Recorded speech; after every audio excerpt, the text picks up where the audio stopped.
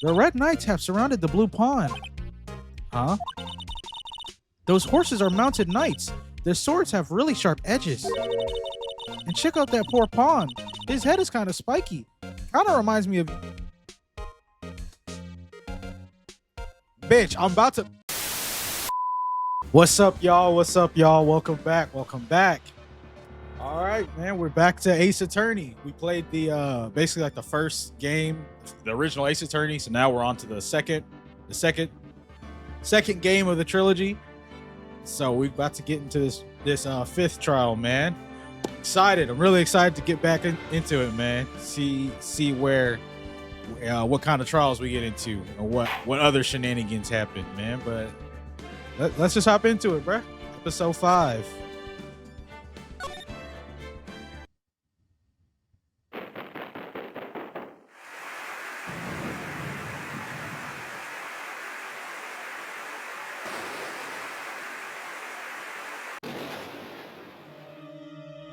Oh.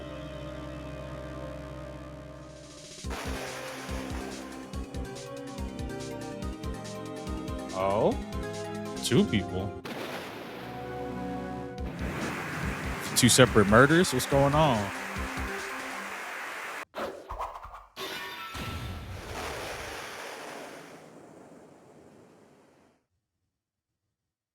Oh. Oh dear.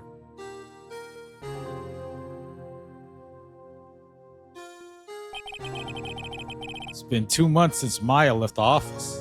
Oh yeah, bruh. I feel it. I'm already excited. I'm excited to get back, man. 2 months without a single trial. I've had offers, but none I took. That is, until the day that girl showed up. February 22nd, 10:02 a.m., Wright & Co. Law Offices.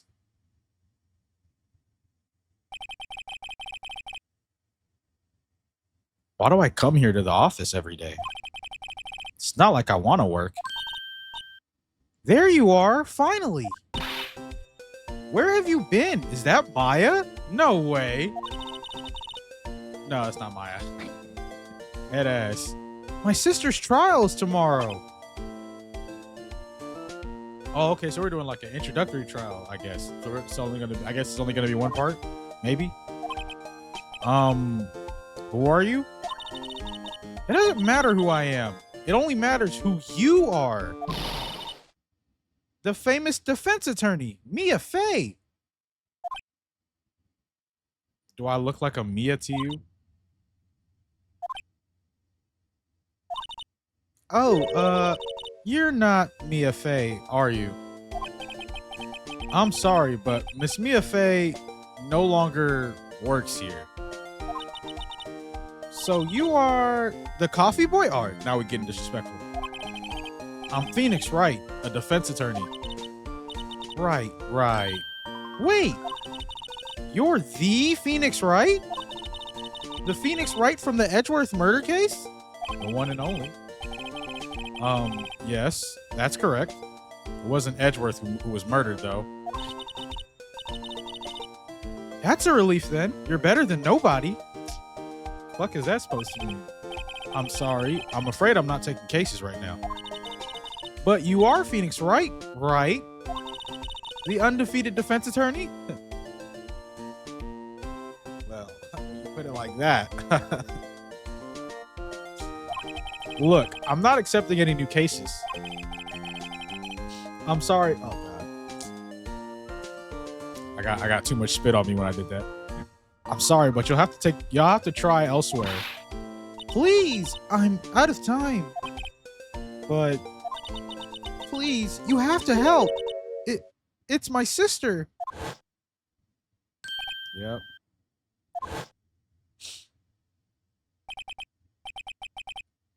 Maya, could it be? Okay, I'll hear you out. Really? Thank you so much. My name's Emma Sky. I'm a scientific investigator. Scientific investigator? Well, Emma, was it? So you're a scientific investigator? Yes, that's right. Is something wrong? No, it's just you seem kind of jumpy, or maybe just young. Young? I'll be 16 years old this year. Oh, I see. Wait, only 16? I'm set to be formally assigned to forensics in 3 more years. My work is becoming quite well known, at my age no less. So what exactly is your current position then? Well, legally speaking, I guess you'd call me an 11th grader. But I'm ready to do my job, at any age no less. Great. Another future professional in training. So she's supposed to be my Maya replacement. So what's this about a case? You said the trial's tomorrow? My sister didn't do it. She wouldn't stab someone with a knife. She wouldn't. So it's a murder case. I don't care if there's a witness who saw her do it. She didn't do it. I know she didn't do it. It's a scientific fact. And there's a witness? Just talk to her. You have to talk to her. Right. I suppose I will. I promised her I'd bring Mia Fey, but that's interesting. How would she know Mia? So, you want to be a scientific investigator when you grow up then? Excuse me? I'm not a child, I'll have you know. Well, you quite literally are a child. But still, it's good to have a goal, albeit a very unusual one. I believe investigation should be done scientifically. Don't you? Yeah. Sure can't fault her for her lack of enthusiasm. If this case is handled scientifically, I'm sure my sister's name will be cleared. Your sister? I've been doing research, you know. I'm developing a new scientific method of case investigation. I'll show you when I'm done. I'm looking forward to it. Guess I should get down to the detention center and talk to her sister. Okay. My sister asked for Mia specifically. This Mia Fey person was a few years below her in school. So they went to the same school, huh? She always told me to go to Mia if I ever needed a defense attorney. And, well, I need one. Incidentally, Mia is a woman. Now that you mention it, I guess it is more of a woman's name than a man's.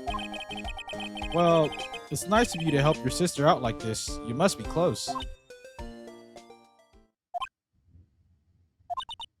Well, actually, when she gets like she is now, I kind of hate her. Huh? But she's my only family. Your only family? What about your parents? They died in a car accident when I was little. Oh, I'm sorry. Okay, well, I guess let's go talk to her sister.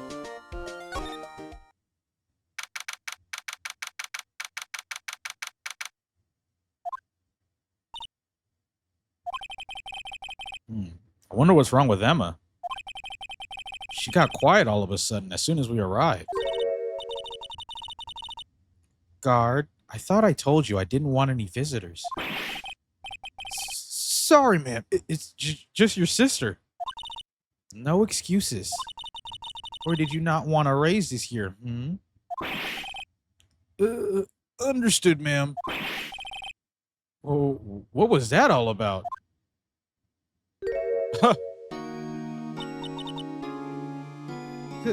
Hi, Lana. Funny. I seem to remember specifically telling you not to come here. Perhaps my memory is failing. Look. I didn't want to come here either, okay? But your trial's tomorrow and you still don't have a defense attorney. I'll be the one in court tomorrow. This has nothing to do with you, Emma. Whoa. Isn't that right, Mr. Wright? Damn. She looked just like Mia. Hey, how do you know me? Mia mentioned you. I've heard quite a bit. I'm sorry. What exactly is it that you do? My name is Lana Sky. I'm chief prosecutor for this district. You're a prosecutor? Damn, I'm saving another prosecutor. 2 sisters, 1 a lawyer. Could this be a coincidence? Emma, Lana, I mean, they're just like...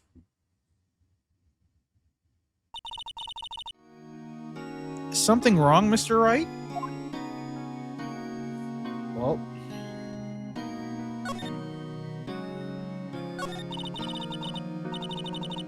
There's something you should know from the start. Which is... The suspect in this case has confessed to the crime. Aren't you the suspect? Well, wait, but the suspect is... me. I did it. Well, Mr. Wright? Well, why don't you begin by telling me exactly what happened? The crime took place yesterday, February 21st at 5:15 p.m. That's quite specific. It was in the witness's deposition. A witness clearly saw me committing the crime. That was a bit of bad luck, wasn't it? The crime took place in the underground parking lot at the prosecutor's office. The body was found in the trunk of my subordinate's car. The prosecutor's office, huh? In your subordinate's car trunk? Classy. I was arrested on the spot, caught red-handed as it were. Well, that's just great. So, who was the victim? An investigator with the police department. Whoa, what you mean by that? Ain't no way. I suppose the correct term is detective. A detective? Death was due to a loss of blood. He was stabbed once in the stomach. By you? Death wasn't immediate, but the wound was fatal. I see. Allow me to repeat myself, Mr. Wright. The victim was a detective. So, you talking about Gumshoe? You know what that means, don't you? Uh-oh. What, Mr. Wright? What does it mean? Well, it means the police department will consider it a matter of pride to have me found guilty. They will use any means at their disposal to do so. This case gets worse and worse with everything I learn. So, you're the chief prosecutor? That is correct. I'm responsible for overseeing every trial handled by prosecutors in this district. I make sure the prosecutors have what they need to do the job and manage every aspect. Those are my responsibilities in a nutshell. That's an awfully large nutshell. Still, I'm a little surprised. I would think you'd recognize the district's chief prosecutor, Mr. Wright. Huh? In fact, it seems impossible. You wouldn't. Lana? What happened to your hand? Oh, this? I cut myself by accident. When I stabbed him, that is. Huh? I'm not very good at being a criminal, I suppose. How am I supposed to defend this? Time to change the subject. Wait, she was in the class ahead of Mia, wasn't she? You were in school with Mia, correct? A few years above her? Emma told you that too, did she? Well, why not? I did drag him all the way here from his office. Although it seems he has very little in common with Mia. Fuck that's supposed to mean? Hey! It was in law school. I was in my 3rd year and she was auditing the class. She was different than the other students. Different? She was strong. She'd do anything to become a defense attorney. Anything. That was probably why she was attracted to me. Yeah. Excuse me? Hold on. Y'all licking each other's snizzes. And you lick sniz. Oh my god, that clip is wild.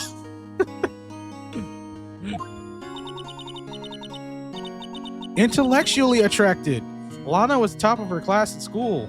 Oh, okay. Well, you never know. Some people like being stimulated by the mind, and that gets them stimulated down there, you know what I'm saying? I was the best there was. Oh? I'm doing pretty good in school too, by the way. Sounds a bit different when Emma says it. Well, Mr. Wright?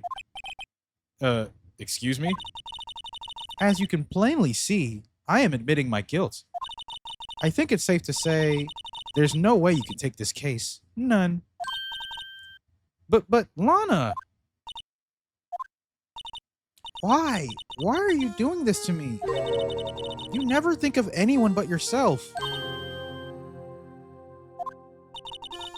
I know you didn't do it, Lana. I know. So how can you say you did? If I lose you, I'll be all alone. I hate you, Lana. that wasn't funny. I'm laughing at my performance of the thing, not the actual situation. And she turned her back again. Mr. Wright? Yes? I believe our discussion here has ended. The rest, I leave to you. You mean you're requesting my services as your defense? Don't lose any sleep over it. Your client has confessed after all. The case is over. Right. I'll do what I can to get to the bottom of this.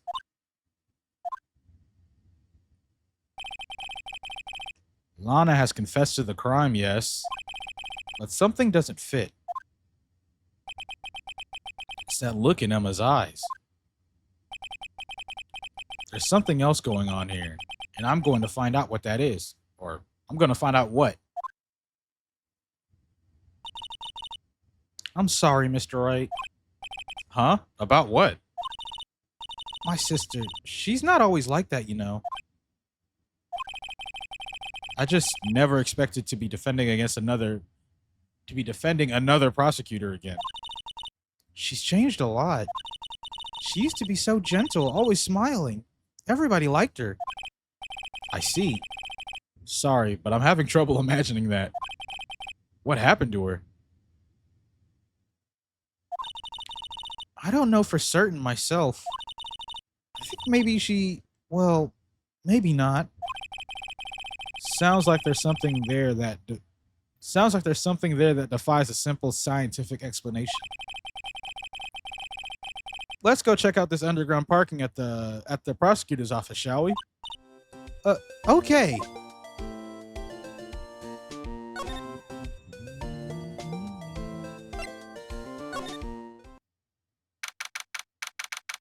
Okay. February 22nd, prosecutor's office, underground parking lot. So this is the lot where it all happened. Looks like they're still investigating. Funny. Funny that my first visit to the prosecutor's office should be like this. Hey everyone, keep up the good work. Hey, what are you thinking? Well, they are going to be my coworkers 3 years from now, after all. No harm in saying hello.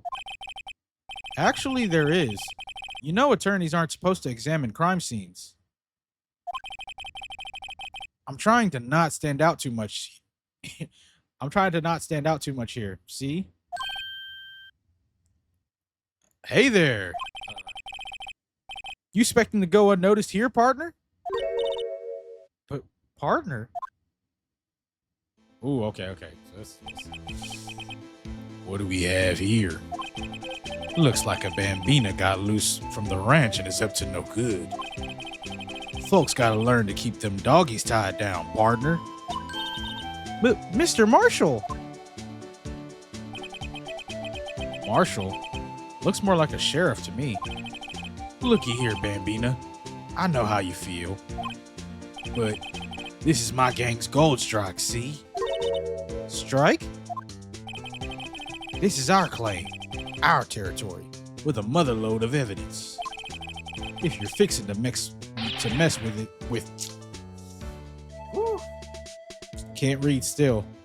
If you're fixing to mess with what's ours, you'll regret it, partner. You know what? You know what dreams the cacti out in the desert dream? You want to? What the fuck did I just read? You know what dreams the cacti out in the desert dream? You want to. What was that sentence? What's this guy talking about? You head along home now. Happy trails, Bambina.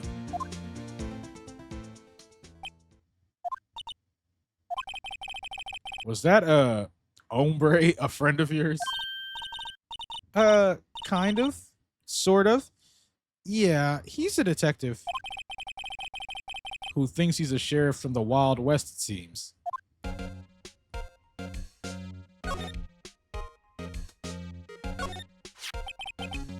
What's this? A wallet? Excuse me, officer? Oh, wait! What are you doing, Mr. Wright? What am I doing? I just found this wallet, so I'm handing it over to the police. I don't believe it. This is real basic. Anything at a crime scene is evidence. Let's be scientific about this, please. Just put it in your pocket. How is that scientific? Sounds like theft to me. A foldable wallet found at the crime scene. There seems to be something inside. I'm called to duty already and at my tender age. Here, I'll teach you the trick to examining evidence in detail, okay? By the way her eyes are sparkling, I can tell she's been waiting for this. Okay. Now, look at the court record.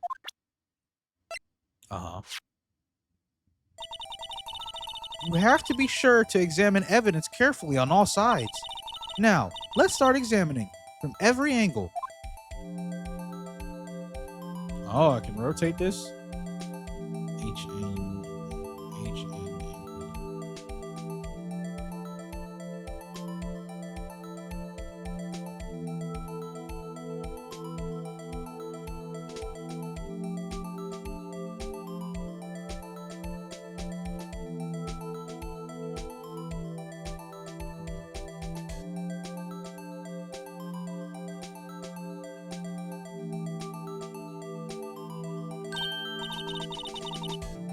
Oh, look, I think there might be a clue here. You should check it out with a press of enter.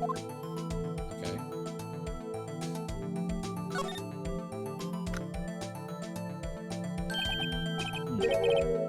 This is an ID card. Sergeant Bruce Goodman, ID number 5842189. See? Well, isn't scientific investigation useful? I guess. No, I don't see what science has to do with it. Goodman's ID added to the court record.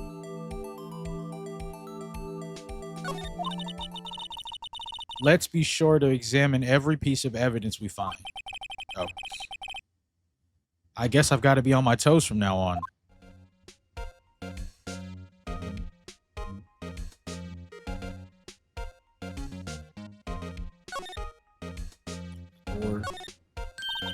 Look, a door! This must mean something. I'm not sure that doors mean anything. No, it won't open. A mysterious lock. I fail to see what's mysterious about it. Mr. Wright, you need to learn to enjoy life more. Let's finish our investigation first, shall we?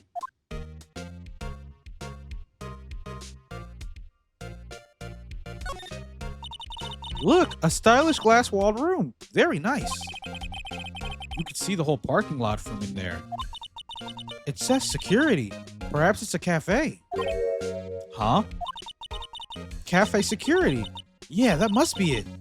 Let's check it out later. I hate to break it to you, but I think that's probably just a security guard's office. You know, I scored a 97 on my science test the other day. Too bad they don't have a test for common sense.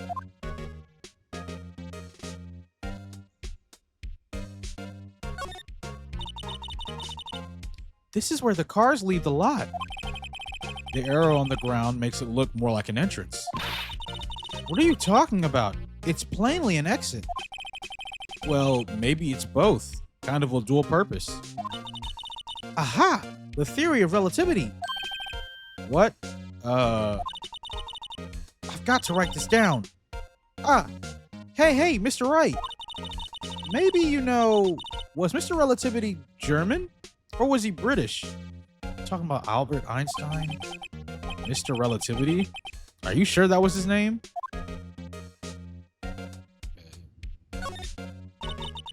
This wall is in our way.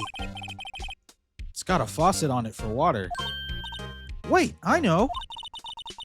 This wall is merely hiding a facade, hiding the truth. This is no wall, but a water tank. I fail to see how it makes any difference either way. An oil drum. Looks like it's filled with water. It's heavy. I can't even budge it. The drum over here is on its side. Wait, I know. I'll hide in here and do a stakeout. I think you'll probably just get arrested. In fact, you may not even have to hide in the drum to get arrested. What? I'm not suspicious.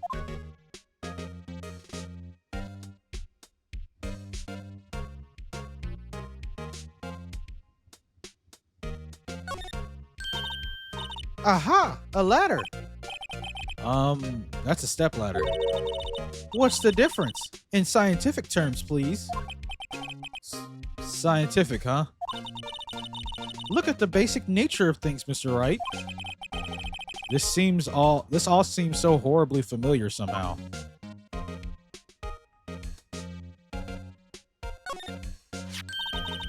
Here, a phone. Let's see if it works. Hey, don't touch stuff we don't need to be touching. I can't hear anything. My ears! No, my ears! Maybe it's due to the barometric pressure. What is she babbling about? Hey, what did you just say? See? You can hear just fine. The phone's broken. Okay, so we got a broken phone. Anything else? Oh, I think I can. Okay, we can slide. Well, no time to waste. Let's get hunting for clues. I wonder what this is. Well, partner, looks like you got no intention of going home quietly. What do you want, dude? The sheriff. Like I said before, this here's our claim. You'd best be moseying along, unless you're fixing to bite the bullet. Oh, scary. Could you just tell us one thing? Who owns that car? Well, the little filly's got a good nose on her. You want to know who rides that red Mustang with the body in her saddle, eh? Please.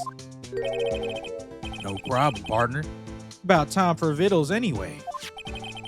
Get yourself to the saloon on the 12th floor of the prospector's office. Might just find you a cerveza you like. Prospector's office? Where does this guy think he is? And when, for that matter? Note to self, look up Vittles, Saloon, Cerveza. Maybe we should check out room 1202, the High Prosecutor's office. In any case, stay away from that car. You can look around here all you like. Just keep your paws off our claim. Right. Great. Great! Maybe there are some clues around here, Mr. Wright. Let's check it out. Excuse me. Were you two all set? Us? Oh, okay. Ooh. What's this? She couldn't be. You're selling lunches? Here? This is a crime scene.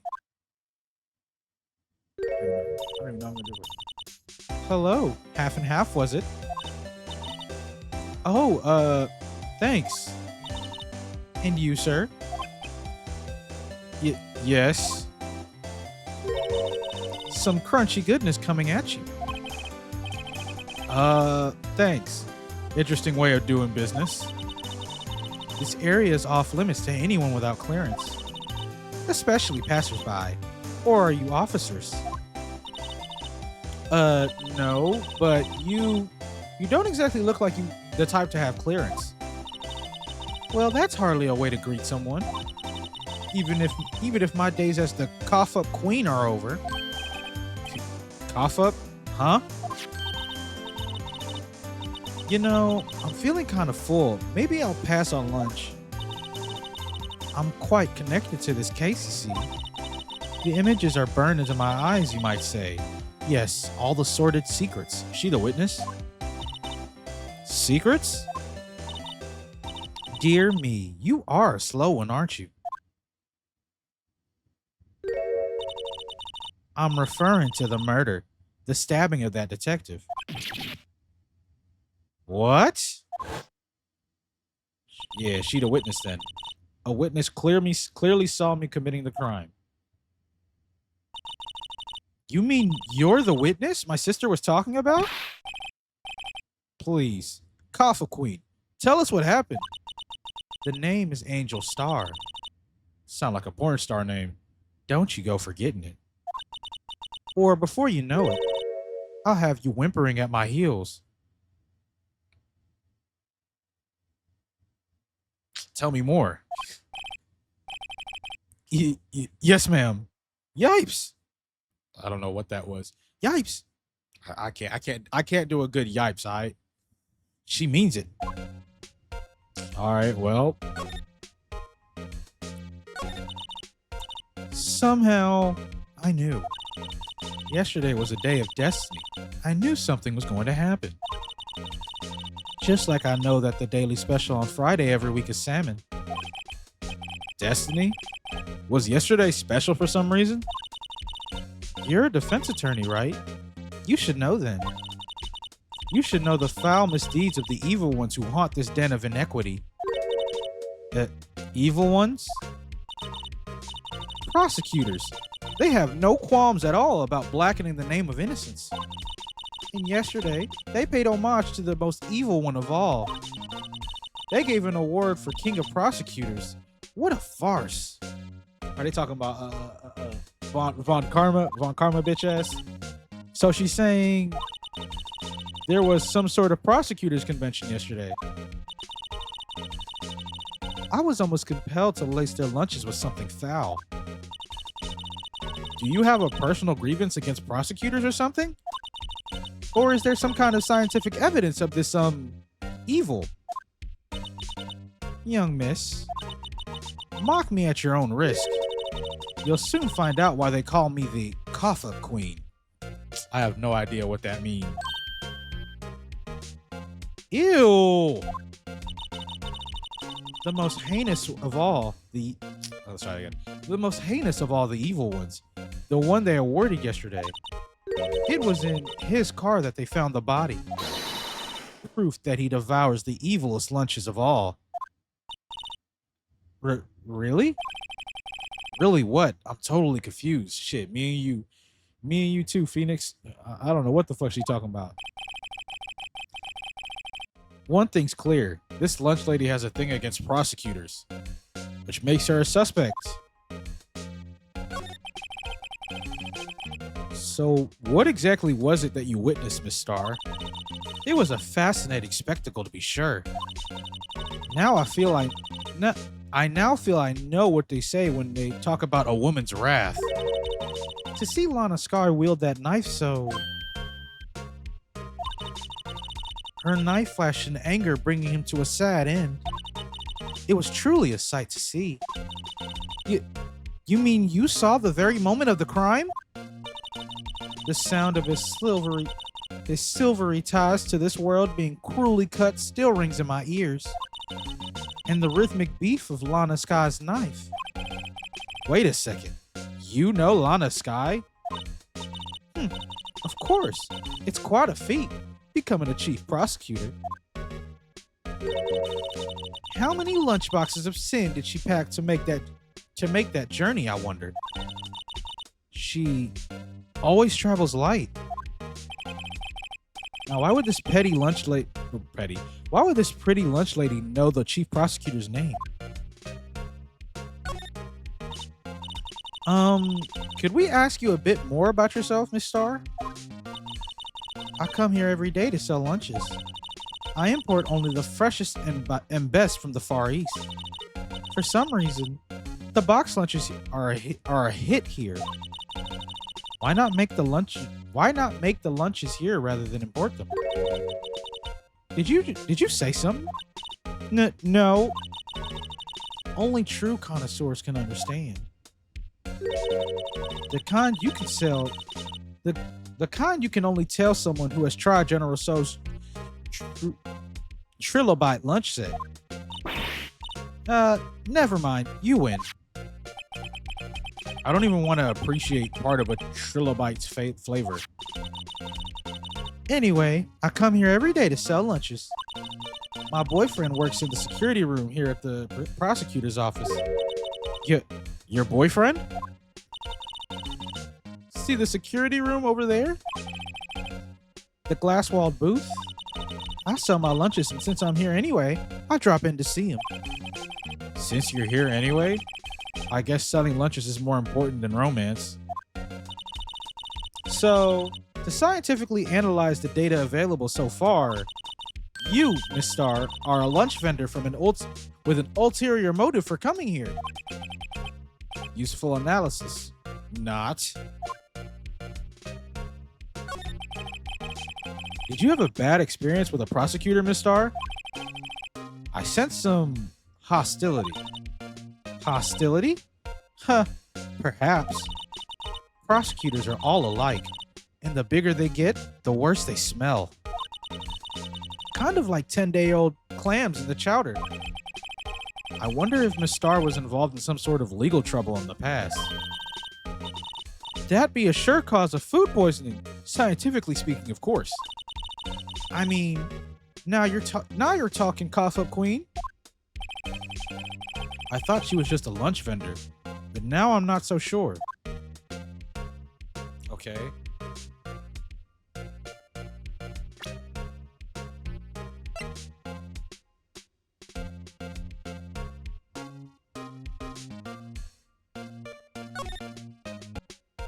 You notice, man? About this card. Lunchland vendors only accept cash, no cards. Especially not a card belonging to someone else. No, this isn't a credit card. It's an ID card. It belongs to a detective. And you're showing this to me, the lunch lady. Why? That's like showing a fine honeyed yam to a detective. Why do I always feel like I'm being mocked? Alright, well, fuck you too then, bitch. I remove. Oh, I can go to the high prosecutor's office. Hold on. Let me finish. Oh, I can't. Okay, sorry. Okay, never mind. Alright, fuck up my face. Whoa. That's from the Steel Samurai. And that's Edgeworth's Road. The hell? This is the kind of room that just screams, I can do the job. Quite a change from your office, really. Alright. Bitch, do you want me to help your sister or nah? Thanks. Look! There's a trophy or something here. A trophy? What, that shield? It takes real nerve to display stuff like this. Whoever's office this is, they must be a real stuck-up jerk. Phoenix Wright. You never tire of prying into other people's business, do you? It's Edgeworth, ain't it? That voice. Hey, what's up? What's up, gang? Long time no see, Edgeworth. Huh? Ah! Mr. Edgeworth! You know him from somewhere? Of course! I'm his biggest fan! My sister introduced us once and... Right. Her sister is the chief prosecutor, after all. Well, what brings you here? I'll warn you, I've been known to be a real stuck-up jerk. No! Did I... No! It was just Mr. Wright here, he... Hey, don't blame me. Well, we're just here to investigate a murder case. Murder? A body was found in this nasty bright red sports car in the parking lot. That would be my car. What of it? Huh? What? Your car? I'll say one thing. She certainly can scream. What's going on, man? So, the body was found in your car. Go ahead, say it right. You think I did it, don't you? After you went through all that trouble to help me last year, no less. No, we don't think you did it. I mean, it was my sister who stabbed him. Damn. There's no way you want to hop on it that badly. Wait. No, she didn't. No, she didn't do that. I mean... Wait. So, you're the chief prosecutor's little sister, then? Yes, sir. Emma Skye. It's nice to meet you again. Now that didn't sound forced at all. Ah, now I remember. You've really grown. I'll admit, it was a surprise for me too. To think that my own car would be the scene of a murder. More surprising still, I'm being forced to prove my superior's guilt. I can understand... Wait, what did you say? Lana Skye is the chief prosecutor, the top prosecutor in the district. She can't prosecute herself, so I'll be the prosecutor at the trial tomorrow. You? Mr. Edgeworth? Come on, man. To be honest, it's a bit of a miracle I'm still here at all. What do you mean? Rumors. You've heard the rumors about me, haven't you? Miles Edgeworth. It's hard to remember a time where there weren't rumors about this guy. Forging evidence, arranging false testimonies, illegal searches, you name it. Thanks to you, my innocence was established in the trial at the end of last year. However, there are some who say I'm the one responsible for the current incident. Damn. So now he's got 2 murder charges on him? That's crazy. What? That's crazy. Some people need very little excuse to think ill of others. It's a fact of life, impossible to stop. But some of them even go so far as to present me with toys like this. They think it's funny. Toys? That bronze shield. There's got to be a story behind that one. Chief Prosecutor Skye, we first worked together on a case 2 years ago. It was my first big case. That's right, I remember. 2 years ago, I wasn't even a lawyer yet. Since then, I always felt that she was looking out for me. It appears I was mistaken. Mistaken? Why? I mean, I know she's not the warmest person, but I'm sure she felt some responsibility for you. Then why? Why did she stab someone in the trunk of my car? Not only that, she stabbed him with my knife. Oh my god. This nigga can't catch This nigga can't catch a break. What? Mr. Edgeworth, your knife was the murder weapon? To be specific, it was the knife I keep in the toolbox in the trunk of my car. The murder weapon, usually in Edgeworth's toolbox, traces the victim's blood. No prints. Edgeworth, what? Are you sure you didn't do it? Come on, can he take a joke? You have a strange sense of humor, Mr. Wright. All right, little lady, hop off it, all right? You're doing a little too much riding on him. Okay, there nothing else? All right, let me see if he knows the detective. Say, Edgeworth, I was wondering about this. Mr. Wright! Oh, wait, I forgot. He's the prosecutor. Are you sure you should be showing that to Mr. Edgeworth? I forgot. You're right. Oh, he'll take it for sure, won't he? I wish I could be on the same side of Mr. Edgeworth. Bro, hop off penis! God!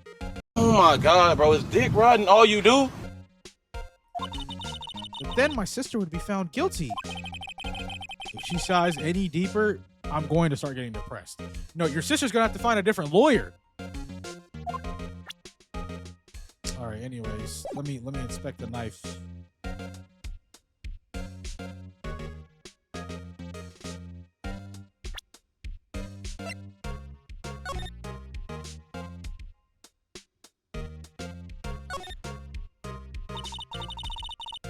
This must be the victim's blood, right? Either that, or Edgeworth cut himself peeling an apple. What's Edgeworth doing with a knife like this anyway? Hey, maybe he spends his weekends roughing it in the wild. Edgeworth? In the wild? I think my fruit peeling theory is more likely. Are you kidding? I always pictured him as an outdoorsman. Now there's a scary thought. Okay, well. No prints. Okay. Well, let me examine your office. A work desk. It's quite tidy, as one might expect. What a nice desk. Easy to use and easy on the eyes. It's polished so well, I can see my own reflection. Strange. Why did I just picture Detective Gumshoe? Maybe I'll take that name plaque as a souvenir. Don't. He'll sue you. Oh, shit. I've been wondering, what the heck is this? It has a big K on it. Of prosecutors. Huh? What's that? It's the King of Prosecutors trophy. King of Prosecutors? It's a great honor. They send that shield to the best prosecutor each year. Oh no, I think Phoenix read that last one. Anyways. What? So that K, that's K stands for king? Yeah, you got a problem with that? I didn't design the thing. King of Prosecutors. Kind of like Employee of the Month, only better. Given to Edgeworth, King of Prosecutors, at the PD on the day of the murder.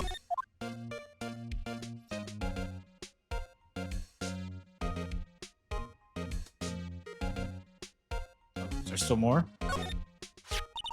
So that's the King of Prosecutors shield, huh? Well done, Edgeworth. You must be proud to be the King of Prosecutors. Congratulations, King of Prosecutors. Please, stop saying that. That still doesn't explain one thing. Why is the tip of the shield broken off? Oh.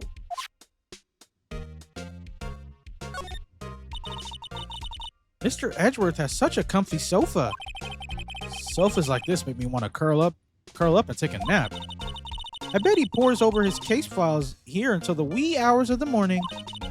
Then he takes off his jacket, rolls up his sleeves, and goes to sleep using his arms as a pillow. I don't believe it. She's actually daydreaming about Edgeworth working. I bet in the morning he has sofa hair and little creases in his cheek from the seams. He's so cool! Sofa hair is cool? Oh, I need new people to defend. Hey, a chessboard!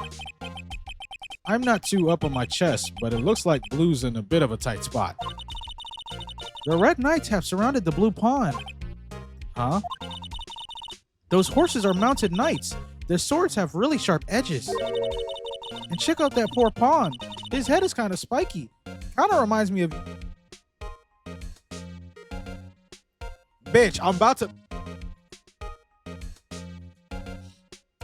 Ooh. Oh, she pissing me off. Mr. Edgeworth must have been an avid chess player. What's wrong, Mr. Wright? Don't piss me off. Edges surrounding a pawn with spiky hair? Nah, it's nothing. Bro, your sister gonna have to find a new lawyer, bro. Whoa. These are all case files? They're stacked up to the ceiling. There's even a ladder. Odd. I thought Edgeworth wasn't good with heights. He must have found someone to get it for him. Oh. Strange. Why did I just picture Detective Gumshoe? He must study these case reports so closely. He's so cool. You wouldn't say that if you saw him sweating bullets up on that ladder. Ooh, cute. What a pretty tea set. I go more for the instant tea bags myself. Amazing. The drawer below is filled with packets of tea leaves. They're all sorted by place of origin and flavor. Look at this royal blend. What an exquisitely splendid concoction. There's such a thing as taking a hobby too far. My. What an amazing bouquet. Or, that's how you say that, right? A bouquet? Yeah. Just right for Mr. Edgeworth. No kidding. Hey, there's a card on it. Back from the dead. Wendy. Wendy? I've heard that name somewhere before. Have I? And beside it, a giant steel samurai. Wow, I want one. Huh? There's something written on the bottom of his foot. Between a rock and a hard place. Wendy. Wendy? Is she Mr. Edgeworth's fiance?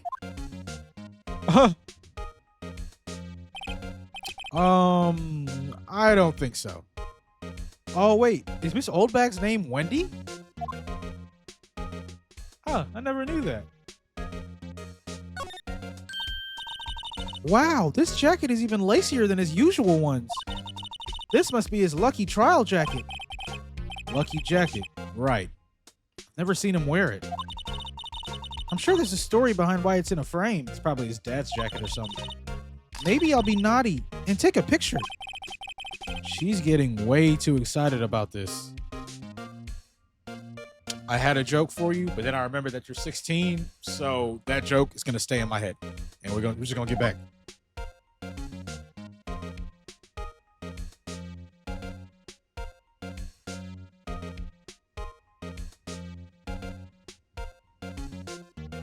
Okay, well, no. Whoa! What a view! It must be nice to have an office on the 12th floor. I guess you would feel important. Incidentally, were you to jump out this window, the time until impact with the ground would be... Well, actually, I could do that math too. I'm not gonna, but I could. Got it. Approximately 3.23 seconds. That's handy to know. All right, well, don't look like there's much in here.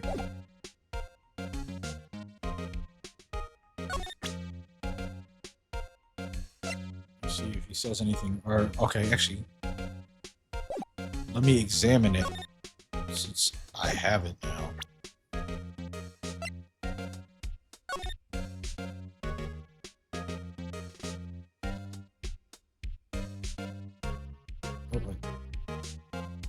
Okay. Oh, there's something below it.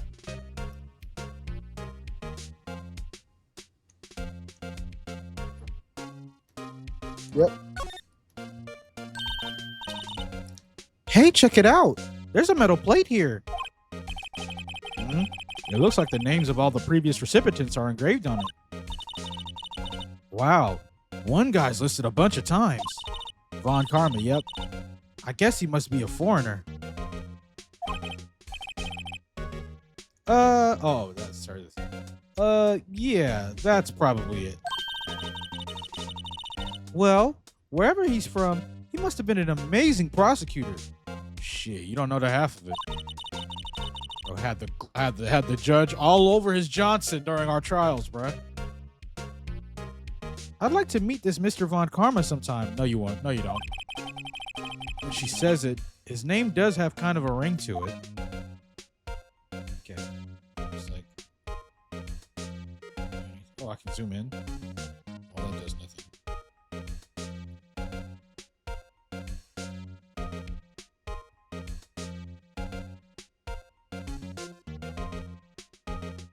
All right, well, that's all I got out of that. Oh no, that's not missing. Now let me present it to Edgeworth this time. See what he says. See if something comes out of it. That's not what I meant to do. So basically, this says you were the best lawyer was the best of the best last year, huh? You can take that foolish grin elsewhere, right? I lost a day of work to receive that travesty. Huh? Why's that? I had to go to the police department to recover that broken shield. The police department? Yes, right next to the police station downtown. You've been there, haven't you? Where Detective Gumshoe works? Yeah. I was wondering something about your shield. Why is it broken? What does it matter? I've got more important things to worry about. Oh, right. He doesn't seem too concerned about his award, for better or worse. Yesterday was a very busy day for the prosecutor's office. Maybe we should ask him more about yesterday. Oh, can we talk about more? Yes, sir. Could you tell me more about yesterday, the day of the murder? Yesterday was the annual cleaning day at the prosecutor's office. Cleaning day? Working with the police department, we sort and file all evidence for solved cases. We call it evidence transferal. Wiping your hands of old cases, in other words. Oh, and another thing. The ceremony was held at the police department. There's an annual review and awards for outstanding police officers and prosecutors. And that's when you got the shield? I was at the police department yesterday afternoon. I got back here at 5:12. That's very precise. People like myself and Mr. Edgeworth pride ourselves on our precision, Mr. Wright. No, I place little faith in my memory. The only thing I trust is solid evidence. Edgeworth's parking stub added to the court record. Okay. So he got there at 5:12. Murder happened at 5:15. This is the parking stub from the underground lot. The murder took place around 5:15. So the murder happened right after you got back? What, right? I'd appreciate it if you direct that suspicious glare elsewhere. Who the fuck are you? Excuse me, but is Mr. Edgeworth, anywhere on the premises? I'm Edgeworth. What is it? I'm here, sir, at the request of the chief, sir. I've got your report, sir. Report? What? Did you find new evidence in the case against Chief Prosecutor Sky? I don't like the way this conversation is going at all. Sky, sir. No, sir. No name of that kind, sir. Not in this report, sir. I think I just heard Edgeworth's lid blow. Mr. Edgeworth's lid isn't on very tight, is it? I made a clear request to the police department, didn't I? Let's try that again. I made a clear request to the police department, did I not? I need to focus on the trial tomorrow, so don't bring me anything unrelated. Sir, but sir! I'm just following orders, sir! They told me to bring this to you! I wasn't aware of the particulars of your arrangement. Give me your name. Yes, sir. Meekins, sir. Officer Meekins. Right. Officer Meekins, take your report and leave. And good luck with that raise next month. But sir, I didn't know. Poor guy. Looks like he was absent on the day they gave out brains, and good luck. Right. Yes, sir. God, he caught me off guard. As you can see, I'm busy. You may leave now. Look, let's do what he said. Bro, give me back Maya, bro. Fuck. I'd rather her than this chick, bro. Just glazing opposition constantly. The victim was a detective from the same department as the patrolman just now. Go down to the police department. You can ask more there. Huh. Thanks. Seems to have finally calmed down at least. Okay, well, looks like we got everything we could. Let me examine this.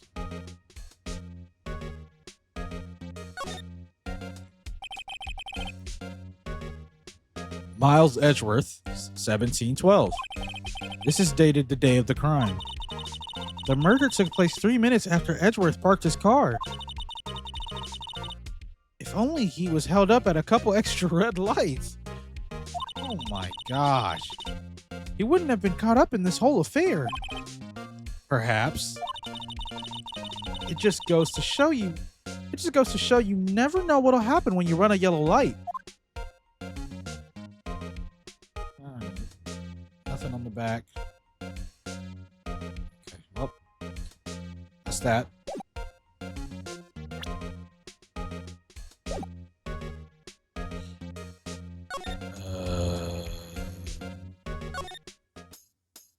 Nothing. Okay. Okay, I can go to the police department. Let's go. Let's go. February 22nd, police department entrance. Phew, we're finally here. Why would they put the police department so far away from the prosecutor's office? Beats me. That took almost 30 minutes by taxi, and traffic wasn't even that bad. Police department, huh? I've only ever been to criminal affairs next door.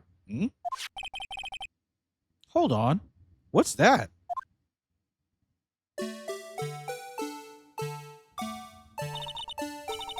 Disturbing. Why does it undulate like that? Oh, wait, I know.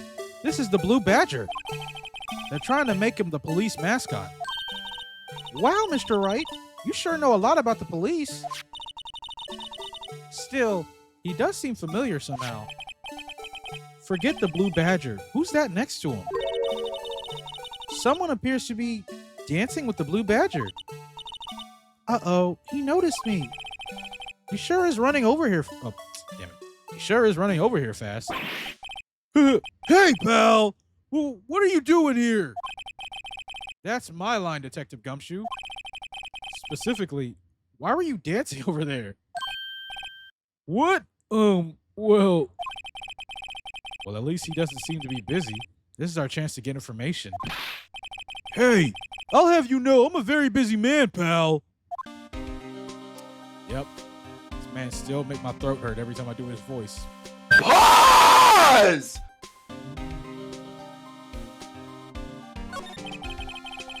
I'll give you one word of advice, pal.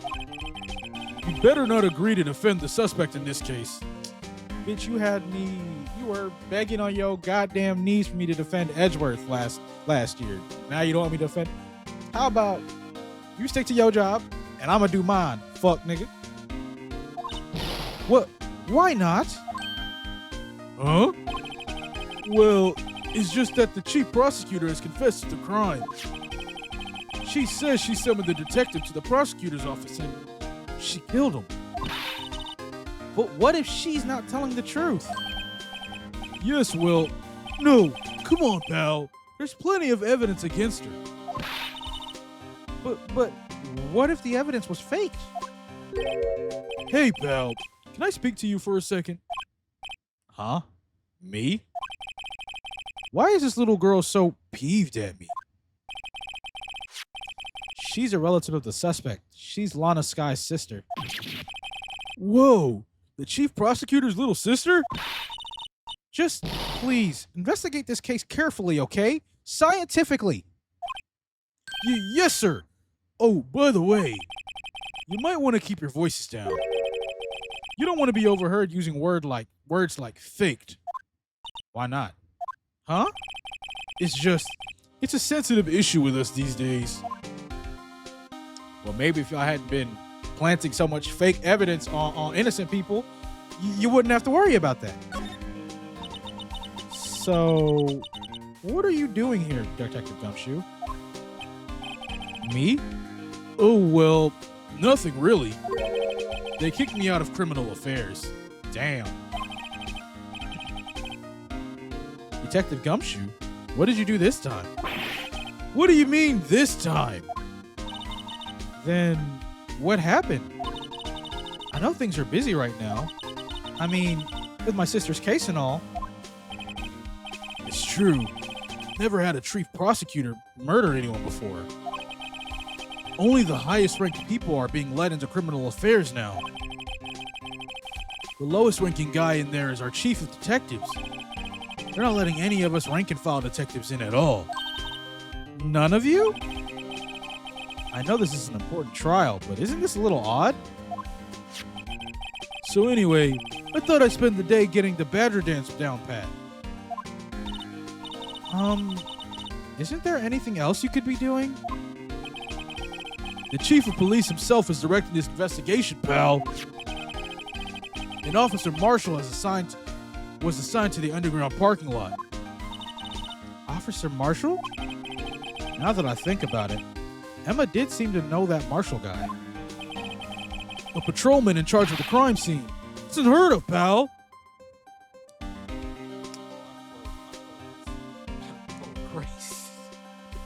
All right. Damn, so you got nothing? Let me see. Did you know this detective? Please tell me you know this detective. Detective Gumshoe, what can you tell me about this? Huh? Hey, pal, this is a detective's ID card. You can't just keep that. You have to return it to the police. It's people like you that get me in so much trouble all the time. Meaning, Detective Gumshoe must drop his card a lot. Let's see. Bruce Goodman. Goodman? Sounds familiar. Nah, my mistake. But didn't you work together with him in criminal affairs? Whoa, now I remember. Bruce Goodman. He's the victim. Oh, shit. That's what I thought. Can you tell us more, Detective Gumshoe? Oh, okay, so let's talk about it. So, this ID card belonged to the victim? He was a detective like myself. Detective Bruce Goodman. Don't you think it's strange? I mean, why would the victim's ID card be lying on the ground where we found it? Well, Detective Goodman should have been at the police department yesterday. There was an evidence transferal for a case he handled 2 years ago. Evidence transferal?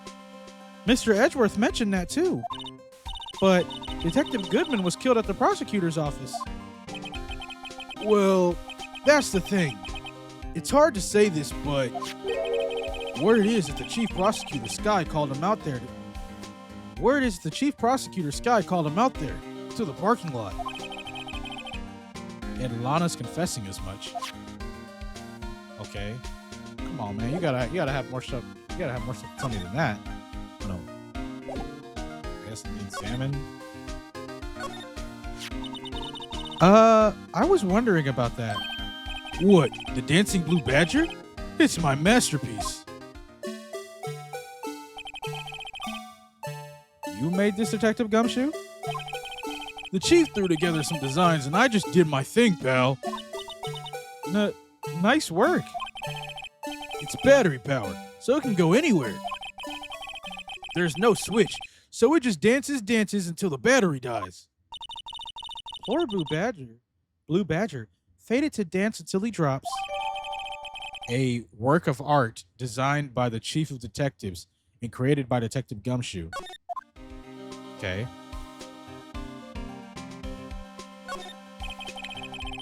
Look, that patrolman is saluting the other guy. He must be a detective. And then I said, hey, you do... then I said, hey, you do that. Your soup will get cold, buddy. That's hilarious, sir. I laughed so hard I cried.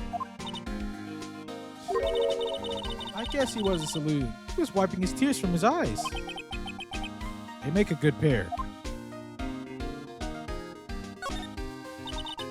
Mr. Wright, do you know our patrol cars are painted black and white? No idea. Why? Well, I think they're designed after a panda. A panda? Not that I have scientific proof. It's just a theory. Do you mind me asking how you came up with that theory? It was when I was on a school trip. I saw a patrol car and it came to me. We had just been at the zoo, see? What about zebras? Or did they not have those at your zoo? The banner here is announcing the crime-fighting campaign. Nice slogan. I wonder if they'll be selling fingerprint sets. I don't think it's that kind of campaign. What family wouldn't want a set at home? It's good for finding out who snuck into the cookie jar. I think most families can figure that out without the extra help.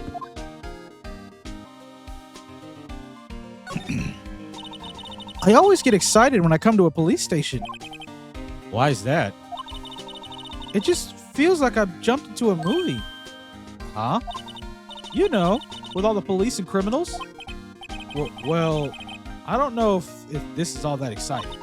Sure it is. Look at those two officers over there. They're probably talking about the latest bust. Funny. I thought they were talking about the weather. The usual wanted posters are hanging up on the bulletin board here. Do you know this face? If you do, dial 911. You know, Mr. Wright, I've always thought it was kind of funny. I've never seen anyone who looked like the people in those posters. They hardly even look human. She has a point.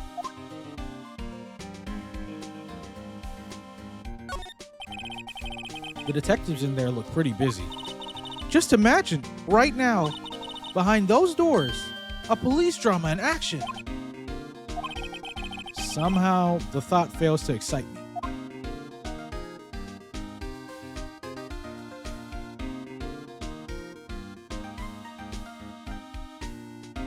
Okay. So now let me...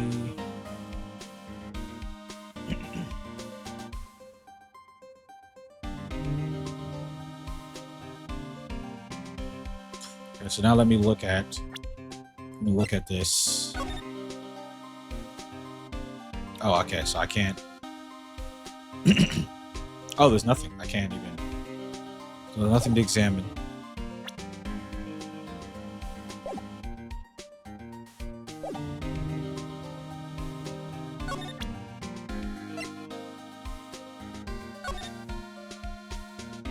Oh, that's not how it's done. As a detective, I have to keep my mouth shut on that one. I know better than to go blabbing on about things I don't know about. No, I wouldn't want you to do that either. Good. Okay. Let me try. Wait, can I go anywhere else?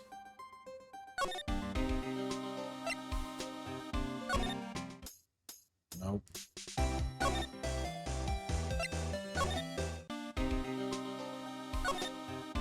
Nothing more to talk about. So let me try. Okay, let me try presenting.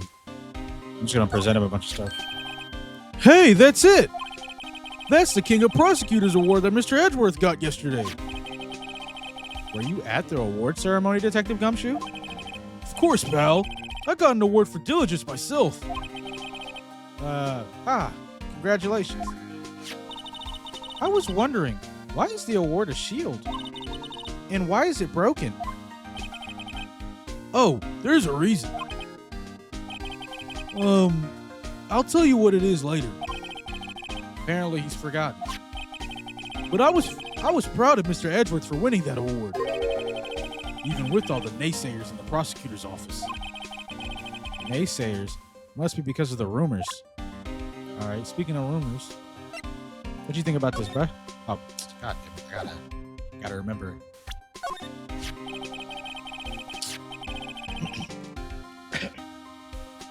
Found in Mr. Edgeworth's car, stabbed with Mr. Edgeworth's knife, huh? What would drive Chief Prosecutor Sky to do such a thing? Damn. Wait, I mean, sure, of course, someone else really did it. Someone who must have have a grudge against Mr. Edgeworth. The car and the knife do seem a little too well organized to be a coincidence. Poor Mr. Edgeworth. What could have happened? You have to find out a little more about what's going on with Edgeworth.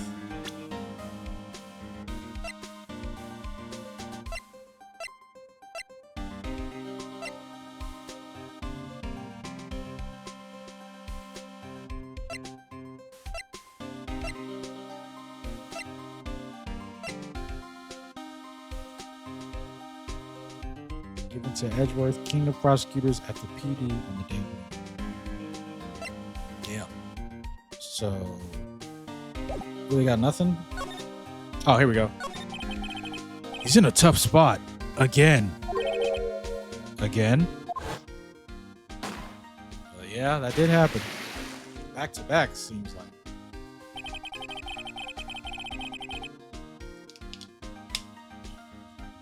Well, it all started with the murder of that defense attorney, Hammond.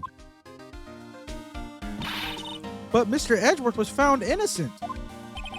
Listen, pal. There have always been rumors about Mr. Edgeworth. Forging evidence, making deals with witnesses. Nothing outright, but there were always whispered rumors. Ever since he was accused of murder, no one's whispering. They're practically shouting. But there's no evidence against him. Well, Mr. Edgeworth has always had unusually strong ties to the department's higher-ups. It's only natural that people would be suspicious. I had no idea he was under the gun. Anyway, this latest case has started a new rumor. People say the only reason he took this case is because he's aiming for the chief prosecutor position himself. Well, what? But I know the truth, pal. Nobody wants to be the one who has to prosecute the chief prosecutor. Mr. Edgeworth is biting the bullet on this one. He's doing this for all of us. And that's all I know about that. I'm not officially on the case, you know. Thank you. Why aren't you handling the case, Detective Gumshoe? We met the guy who is... What was his name? The guy in the parking lot. That'd be Officer Marshall. He was appointed directly by the chief of police. Officer Marshall? Is he some kind of Wild West sheriff or something? No, Jake Marshall's just a regular officer. From West L.A. For a moment there, I wasn't sure. Look, pal, let me try to make things a little easier for you. Show them this, and they'll let you examine the crime scene. Maybe. Okay, shit. Received from Detective Gumshoe allows bearer to investigate the crime scene. I'll be surprised if this gets us anywhere. Just act like you're supposed to be there, and nobody will look twice at you, pal. Appreciate it, Gumshoe. Oh, let me get some more water, bro. Yeah, man. Gumshoe's voice is doing major damage on my throat. Pause! Major damage.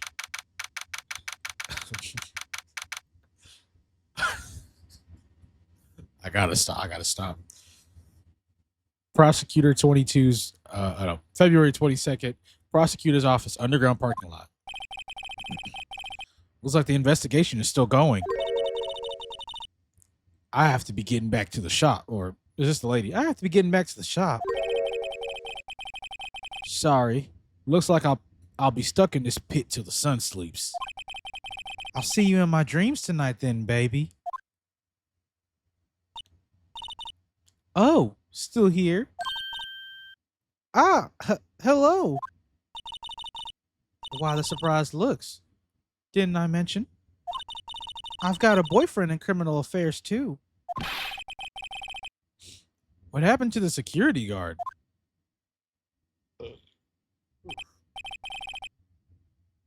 Hey, what's wrong, Bambina? You're looking like a doggy that's lost its herd. Jake Marshall. Strange guy to put in charge of a crime scene.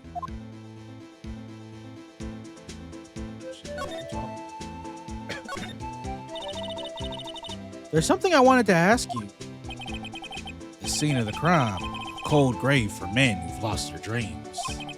And me, I watch over them as they sleep, dreaming of the desert's harsh judgment. He's asleep. Well, should we show this hopeless case something to catch his interest? Oh, okay, so we gotta. Okay, so you do. Okay, so I gotta. I literally gotta. Okay. All right.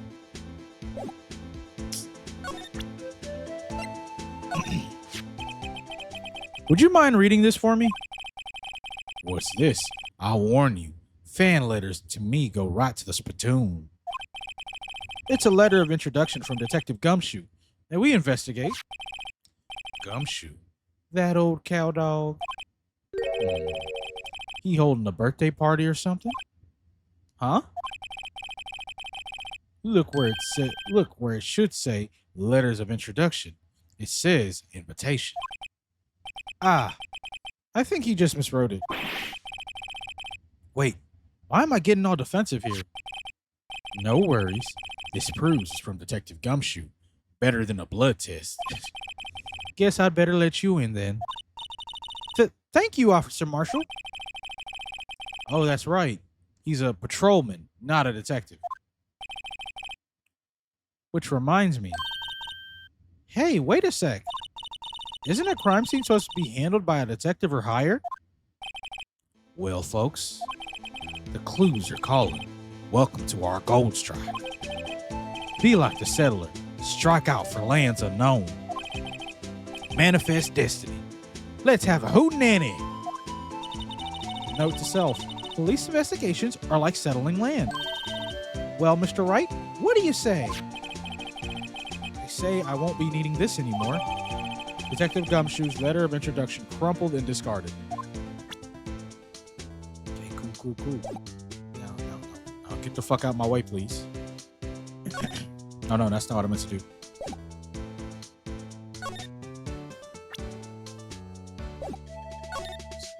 To the right. Let's look at this car again. This appears to be the car where the body was found. It looks like the lock on the trunk is busted. The crime took place in the underground parking lot at the prosecutor's office. The body was found in the trunk of my subordinate's car. Quite a luxury car. It just screams, I have money to burn. Yeah, Prosecutors get the big bucks. Makes sense. This looks like a cell phone. Scientific analysis would suggest this belonged to the victim. Can't think of anyone else it could belong to. What's so scientific about that? Should we check it out? Yeah, let's check it out. Right. Let's check it out. Oh, okay.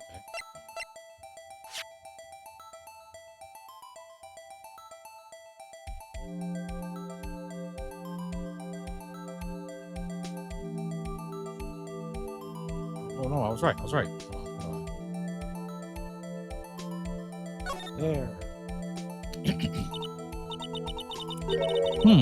The phone's still on. The redial screen. Oh, it's still on the redial screen. Redial? Mr. Wright, most phones keep a record of all the calls you've made and received. You just pressed the blue button to display the last number you called. Convenient, isn't it? I'm surprised you didn't know about it. Sorry to disappoint you, but even I know about things like redial.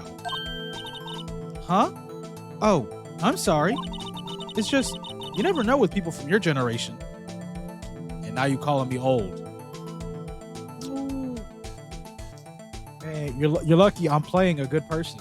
You're lucky Phoenix is a good person. Because me, if I was Phoenix, bro, that would have been like your 18th strike. So you keep throwing shots, bro. Whatever. Let's check this phone out.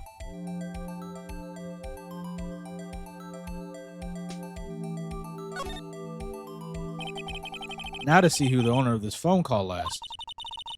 Note to self, a defense attorney doesn't think first. He just presses the button.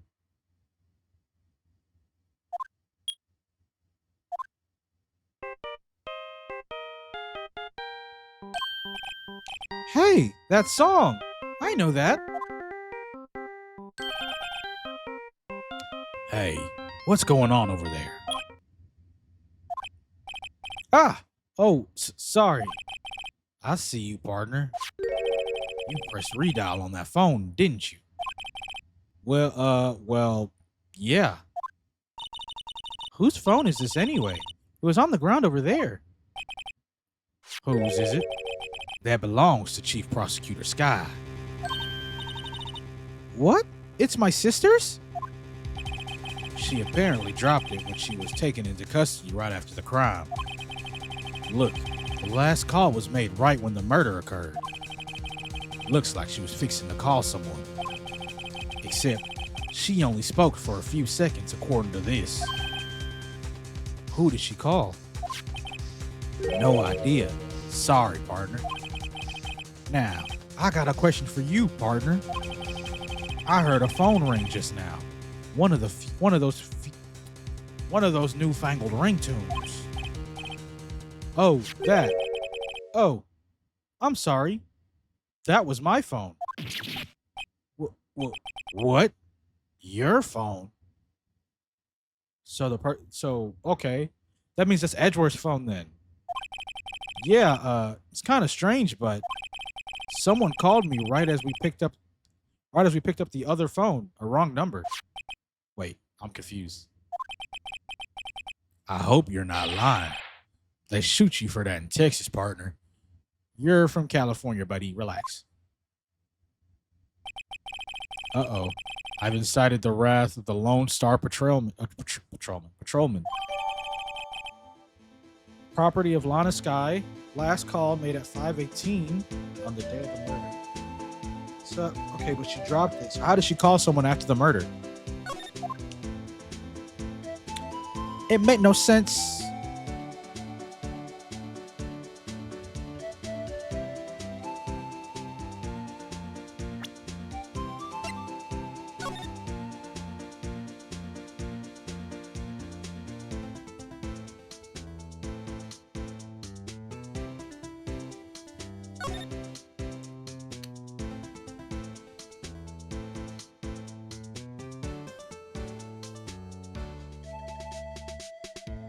Press redial again. There's no need to push this again. Okay. What's wrong? You look like I do during finals. Never mind. It's nothing. Okay. Well, if we don't need to. Well, okay. Then let's get out then. What else could be next? Oh. Oh, stuff over here. B block is through there. That's where visitors park. I can see the Lunchland car over there, far in the distance. Hey, you're right. I like the cute design on the door. I can see a cartoon cow munching down on a juicy looking steak. Doesn't that strike you as a little creepy? Just don't think too deeply about it and you'll be fine.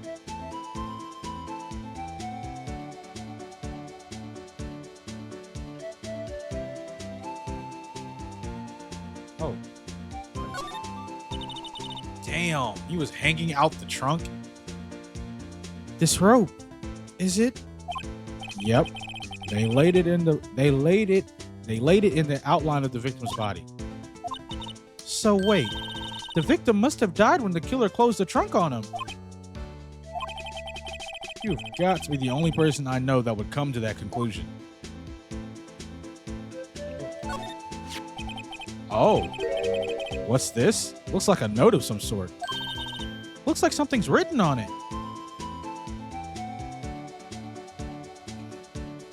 It's like 221. It's definitely upside down.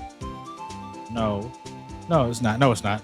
675. 67.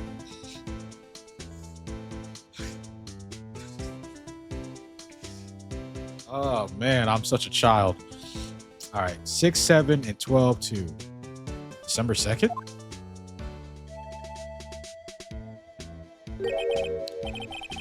You're right. Let's see. 6, 7S, 12, 2. There's a name printed on the paper above that. Goodman. Maybe it fell out of his pocket when he was killed. Well, so what does it mean, Mr. Wright? How am I supposed to know? Note to self, for deductive reasoning, go to Edgeworth, not Wright. Bitch, you got one more time. You got one more time. I'm sure Edgeworth wouldn't know what this means either, right? But you're too busy hopping on his shit to even know that.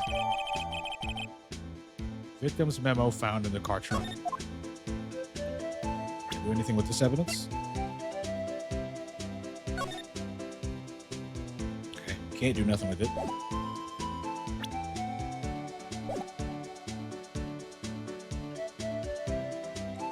Block A. A block? This area is reserved for prosecutors. Defense attorneys are relegated to B block. I dreamt of the day where I'll be able to park my car here. Or I dream of the day. I'll go over to B block to buy my hamburgers from you, Mr. Wright. I'm not planning on giving up my job that soon.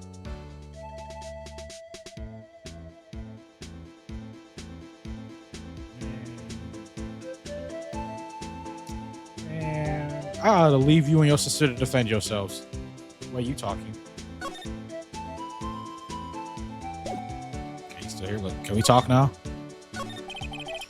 Officer Marshall, could you tell us more about the victim? Good men always die young. Remember that, partner. Could you be a little more specific? Bruce Goodman. He was a detective, right? Well, aren't you a feisty doggy there now?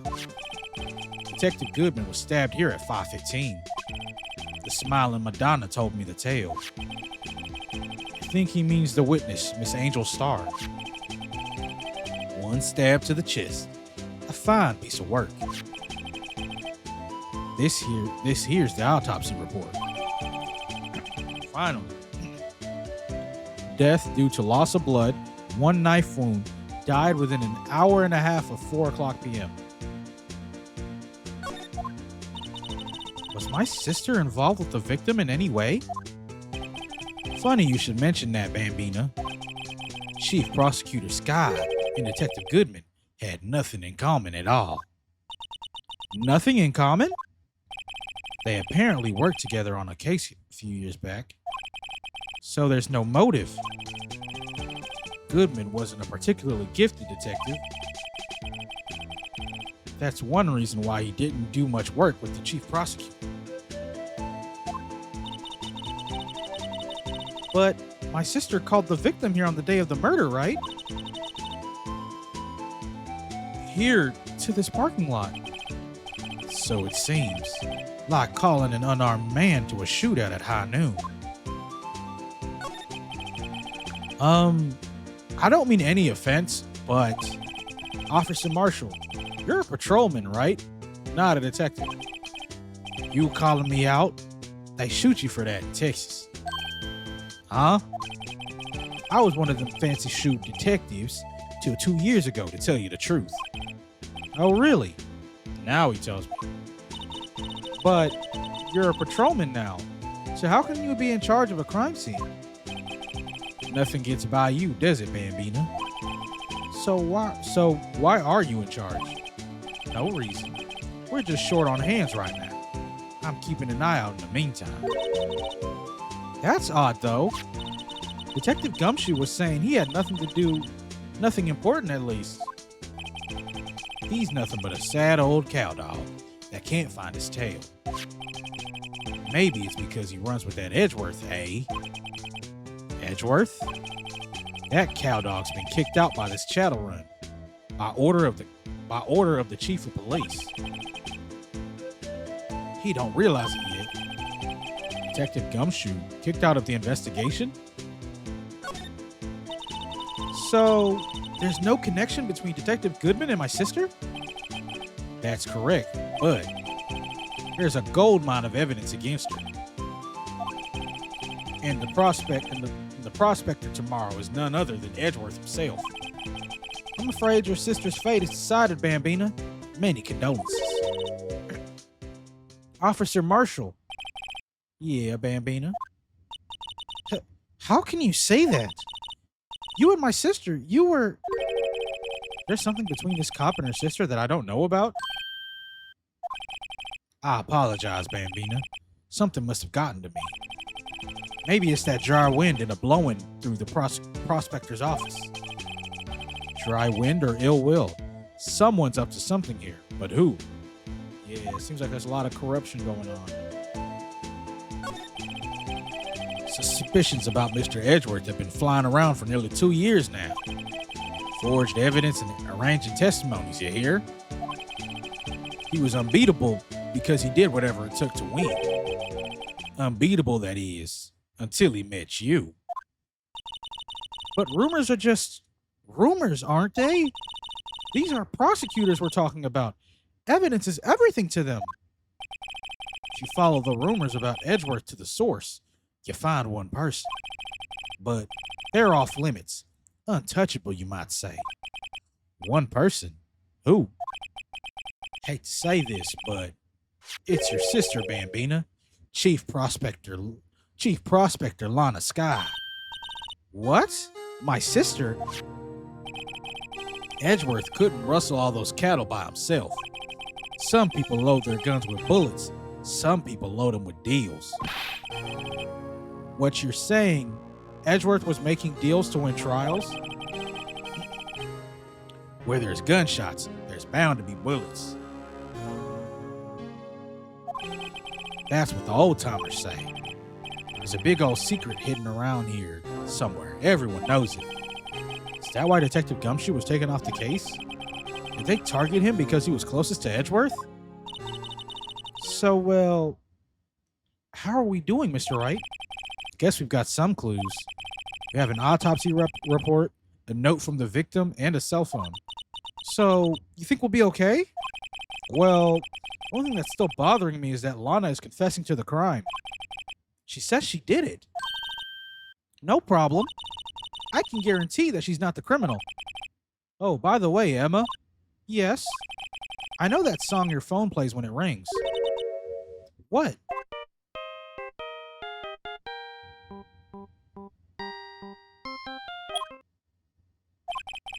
It's the Steel Samurai theme song, isn't it? That popular TV show for kids. Huh. The phone that rang earlier wasn't mine. It was yours. at 5:18 just after the murder took place. Your sister called you, didn't she, Emma? I'm sorry. Can you tell me what you talked about? She hung up right away. I see.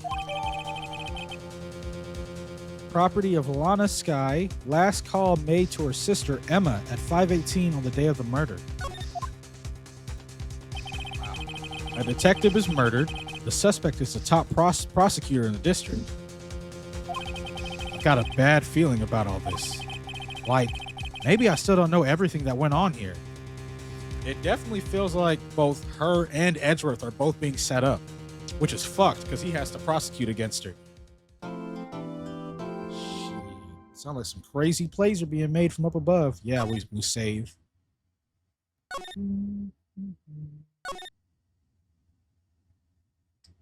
All right, man. Shit. Well, we got all that evidence. It was a long ass investigation, but without further ado, man, let's hop into that trial.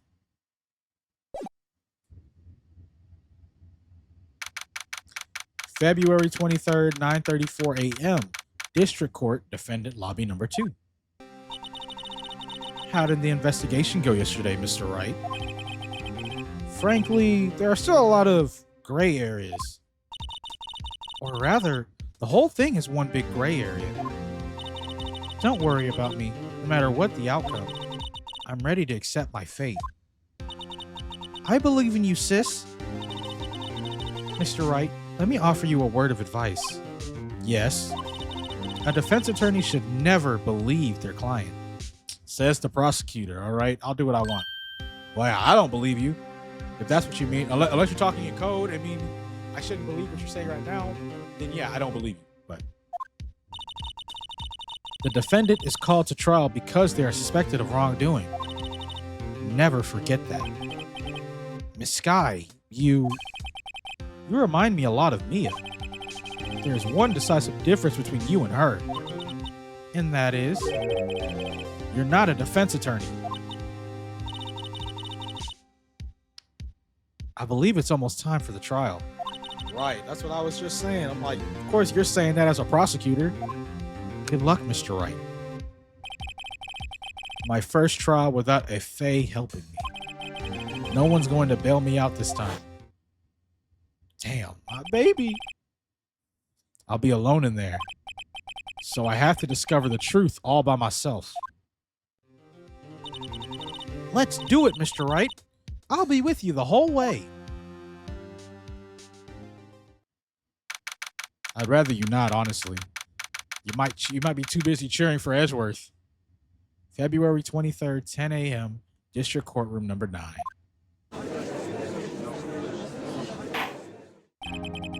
Court is now in session for the trial of Miss Lana Sky. The defense is ready, Your Honor. The prosecution has been ready for a while, Your Honor. Edgeworth. It's been 2 months, but I haven't been in a courtroom since this trial. I hope that personal feelings will not be a part of the proceedings today, Mr. Wright. I will choose the path I think is right, regardless of what those around me might say. The judgment to be made here is in our hands, not those of anyone else. Very well, Mr. Edgeworth. Your opening statement, please. Chief Prosecutor Lana Sky has committed an unpardonable crime. God. Not only this, but she was rash enough to commit it in the prosecutor's office lot. Wow, he's much more forceful in person. I suddenly feel like confessing to everything. However, she will now pay for her rashness with her life. There was a witness to her crime. A professional witness. Well then, call your first witness, Mr. Edgeworth. The prosecution calls its first witness, Miss Angel Starr, to the stand. The cough-up queen.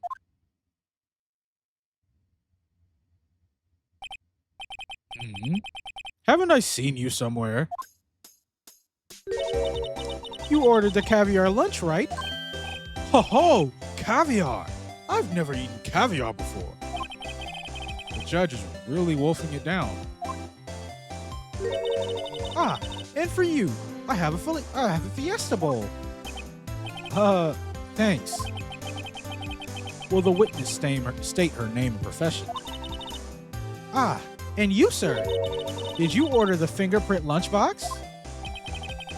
It is too early for lunch. Your name and profession, please. Well, Your Honor, how does it taste? So this is why everyone raves about caviar. It's so tasty it hurts.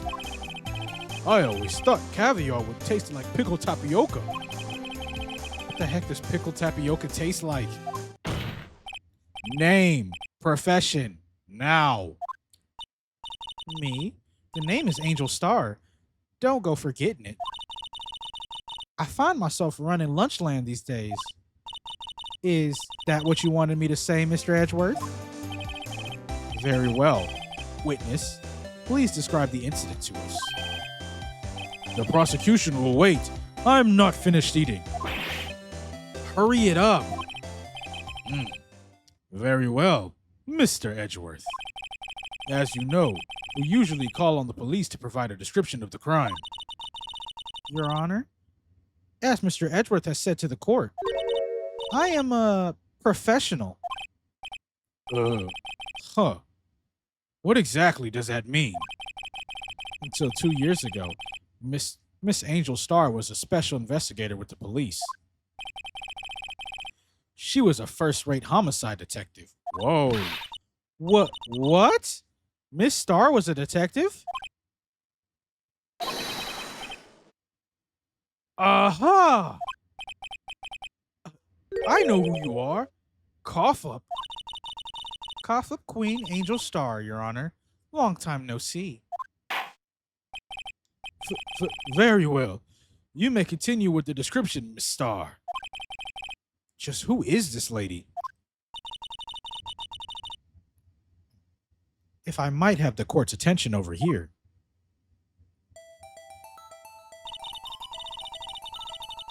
The parking lot at the prosecutor's office is divided into 2 blocks. A block is for the prosecutor's office personnel. B block is for the visitor and clients. A chain divider separates the 2 blocks.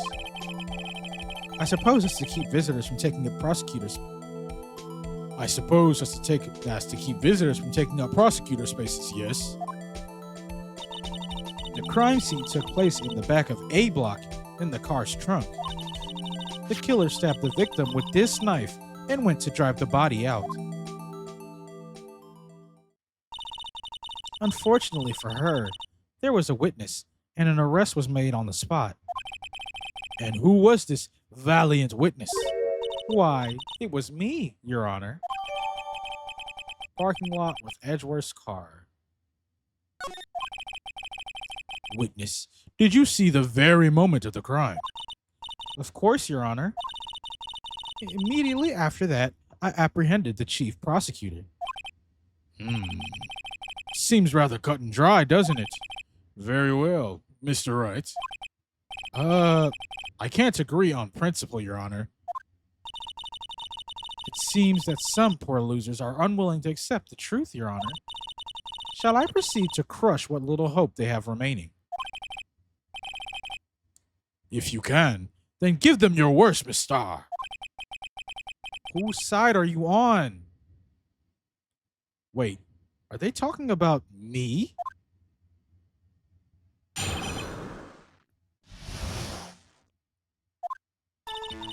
Somehow, I always knew a day like this would come. I was on my way to deliver a lunchbox to my boyfriend when I sensed something. Perhaps it was my finely honed detective's intuition at work. Now that's a crazy picture.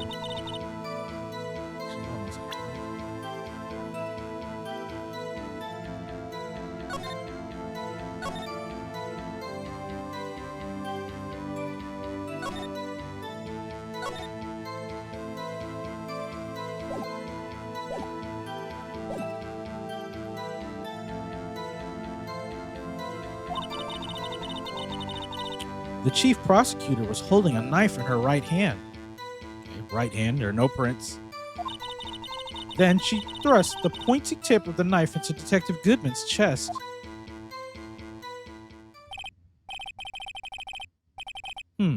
Bringing a lunchbox to your boyfriend. How touching. As you can see, there is no room for doubt. The key point of your testimony seems to be nothing other than the point of the knife which you saw being stabbed into Detective Goodman. So, how does it feel to be so utterly crushed? I'm still thinking about that. It's merely a flesh wound, Mr. Wright. Very well. Mr. Wright, you may cross-examine the witness. All right. Not really sure where to go. Let me look at my evidence real quick. Oh.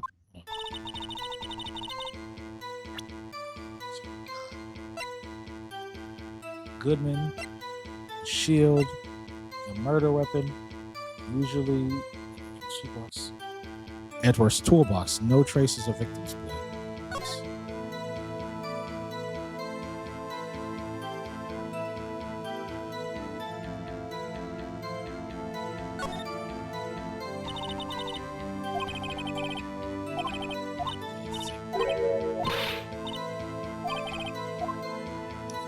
Same shit. Okay.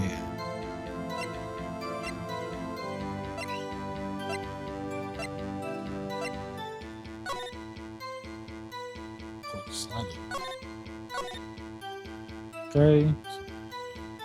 It's the area it happened.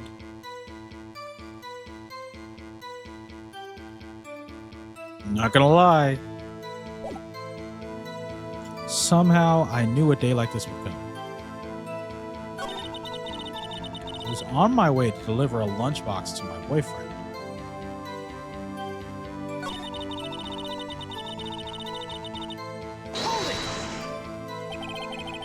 You sensed something. So you're saying you had a premonition of the murder? It felt like, how would you say? Oh yes. It was like the feeling you get when you view a pumpkin chock full of seeds. I have no idea what that means. Me neither, Your Honor. Speaking of the detective's intuition, wasn't the victim Mr. Bruce Goodman also a detective? Yes, well, he was like a young cheese. Young cheese?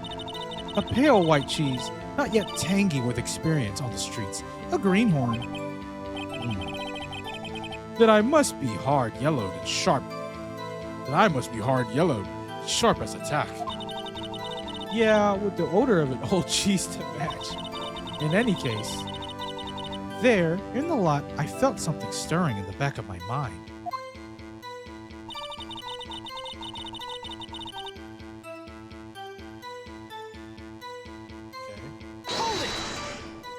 I don't like this new hold it. Hold it! I like the hold it in the first one. By garish car, you mean Mr. Edgeworth's car? Yes. Mr. Edgeworth. Incidentally, the knife with which the victim was stabbed was also Mr. Edgeworth's, wasn't it? Indeed, it was. Yeah, Edgeworth is getting set up here. What an odd case this is. And the person you saw, you are sure was the defendant. I saw her from no further than 30 feet away. I am certain it was her. If she's telling the truth, we're doomed. Let's just do what we can. Even if we don't have any true proof, we can always nitpick. We're dealing with Edgeworth here. I need something more substantial than that. Can you tell us what the suspect was doing when you saw her?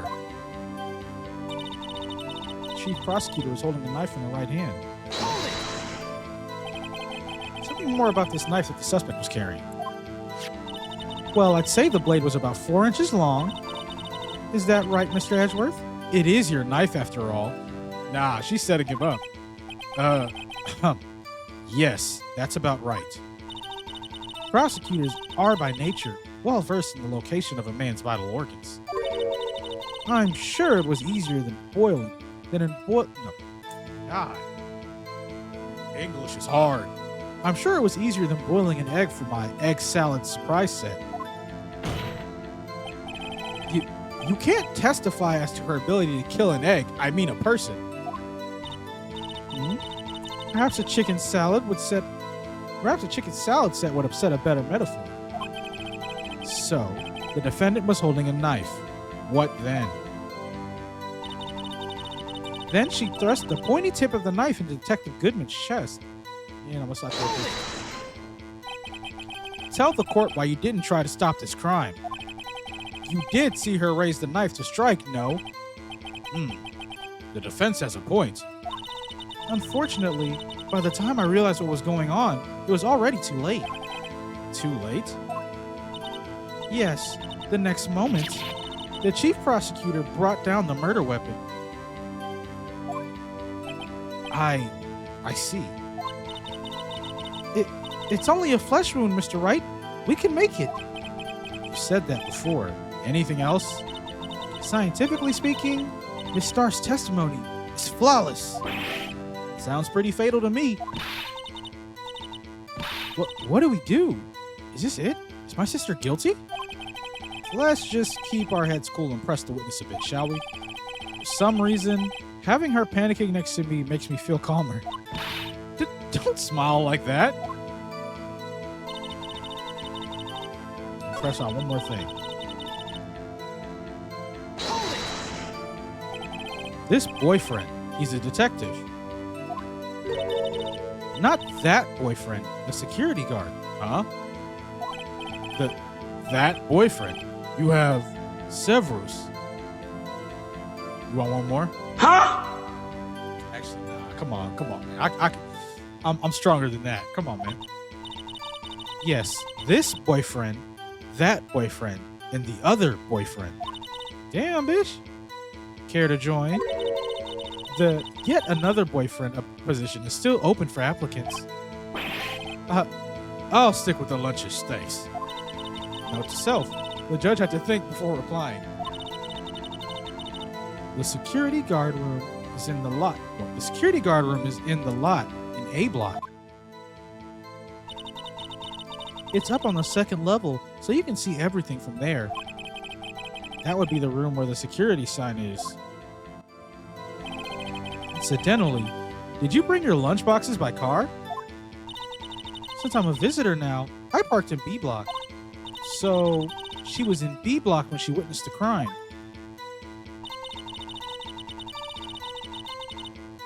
I don't know what else to press her on.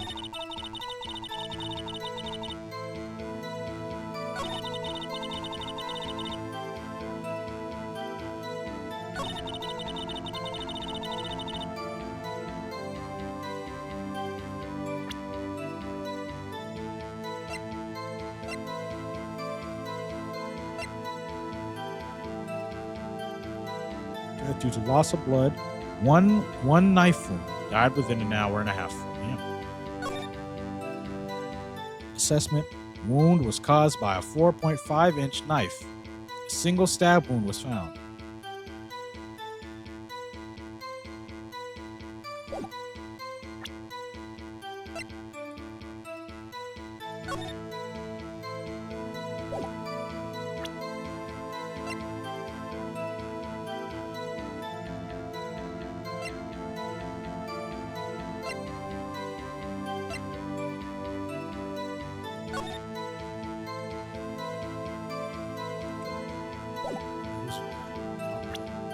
I don't know what they want me to do.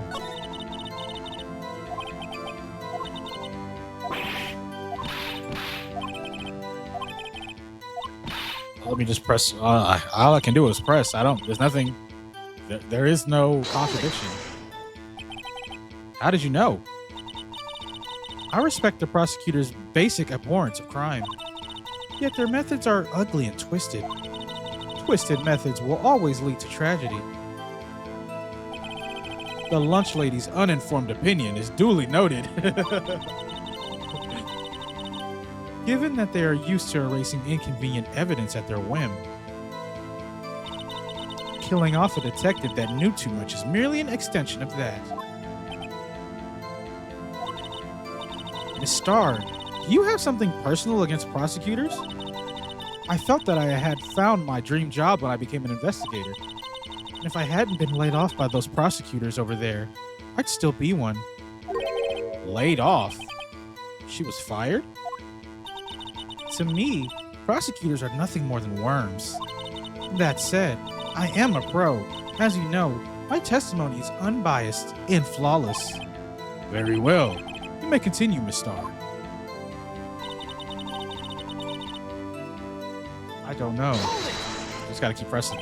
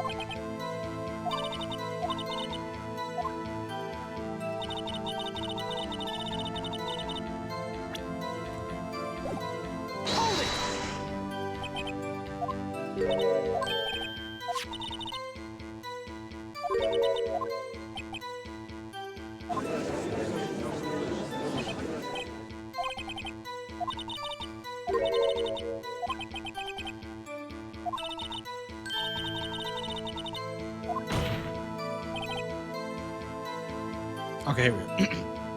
Witness, in your testimony, you clearly stated the following. Prosecutors are nothing more than worms. Ergo, you are a biased witness. You might want to keep those silly opinions to yourself in the future, Rookie. Huh? Rookie? Unless you're willing to risk the consequences of doubting me, I'll fry you like a fritter. Crispy on the outside, chewy on the inside. That was inspiring. Bro, hop off her nuts. That was not inspiring. I believe I've heard that tagline elsewhere. You could cry plagiarism. I may be relegated to the lowly post of lunch lady, but my instincts are honed. She got a photo? What? That doesn't necessarily prove that she did it, though. That's a bad photo. It's not a good look. A photograph? You took this. The moment I witnessed the crime, my reflexes took over, and snap, I took a picture. Wait a second. In fact, one of my lunchboxes is rigged with a camera. I suppose that's more exciting than just hanging it around your neck. Witness, why am I only seeing this photograph just now? You think I'd show it to you, a prosecutor? Think again. My boyfriend works in the photography division of criminal affairs. Well, this is most certainly the defendant's. That much is true. Uh-oh. That is unmistakably Lana Sky. You know she was there. So, what was the defendant doing at the time? Here we go. Two prosecutors holding a knife in her right hand. So I got new evidence now. Oh, damn. And it's through the bar. No.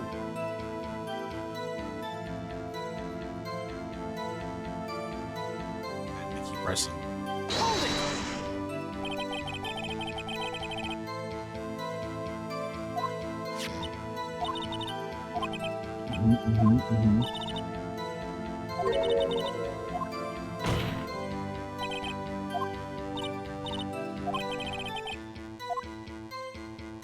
Because she's saying she held the knife in her right hand.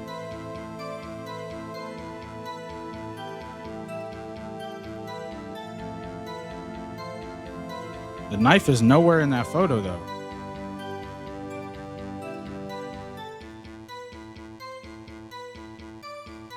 Yeah, the knife is nowhere in the photo. It'd have to be that. Because the weapon itself, usually in Edgeworth's toolbox, traces of victim's blood. No prints. Objection! Okay, I don't like the way they changed the voice, though. And you witnessed this. You saw Miss Sky stab the victim with the knife. As I've already stated, yes. I swear it on my finest salmon swirl lunch. I'm sure that it is a fine lunch. But isn't that odd? Look at this photograph. This is the photograph you took at the very moment of the crime, is it not? Then why is Miss Sky not holding a knife?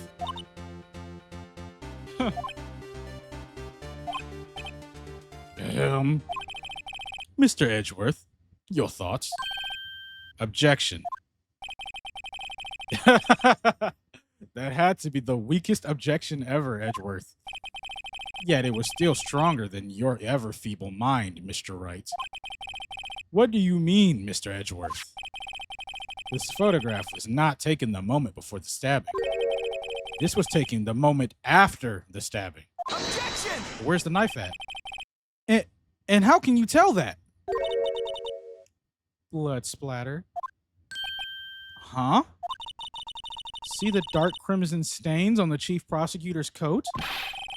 But it's a black and white photograph. Ah, yes. It's hard to tell, but this could be blood. Well, Mr. Wright, I see no problem here. No problem, except you. Mr. Wright, are you going to just sit there and take that kind of abuse? You got a better idea? I guess object. Wait, that contradicts what the witness said in her testimony. Namely, that she took the picture the moment she witnessed the crime. Well, it seems I was slightly unclear. My apologies.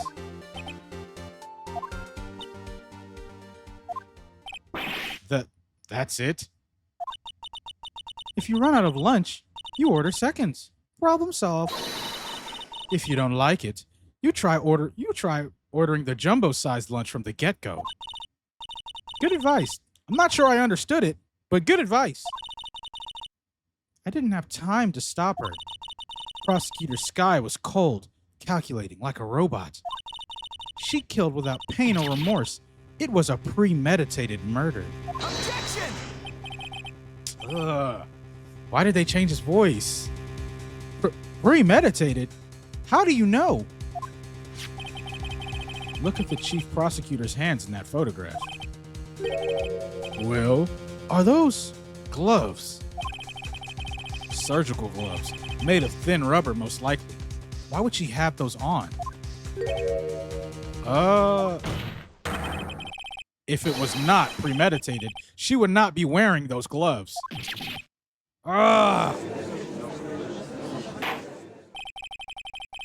These gloves do seem to tell a tale of premeditation. Premeditated murder, a serious offense. Witness, add this to your testimony. The murder was planned. The rubber gloves prove it.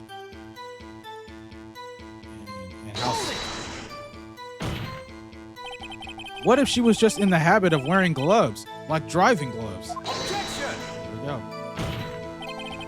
The gloves were admitted as evidence when the defendant was arrested.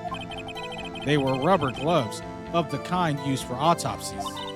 In other words, when the chief prosecutor came to the crime scene, she came to do murder. It's the only possible conclusion one could make. Everything was planned. It was a premeditated crime. Impressive. I'm sorry they took you off the force, Miss Starr. This is bad. She's got them thinking this was all planned. If she can prove this claim, the trial's already over. I've got to think of a way to show that this wasn't premeditated. It's only a flesh wound, Mr. Wright. We can make it. said that before. Anything else?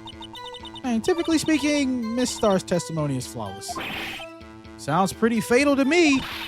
What do we do? Is this it? Is my sister guilty? Let's just keep our heads cool and press the witness a bit, shall we?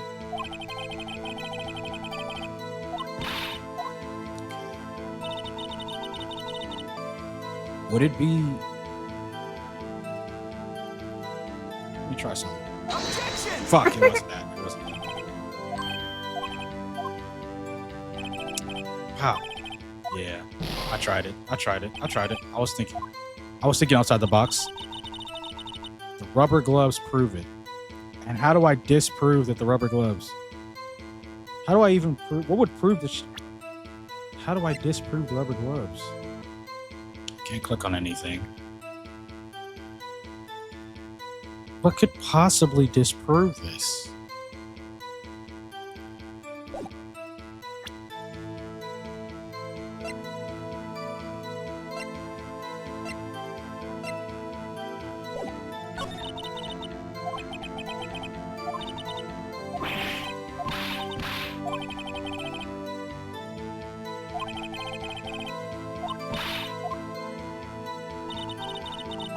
I have no idea where they want me to, where they're trying to go with this.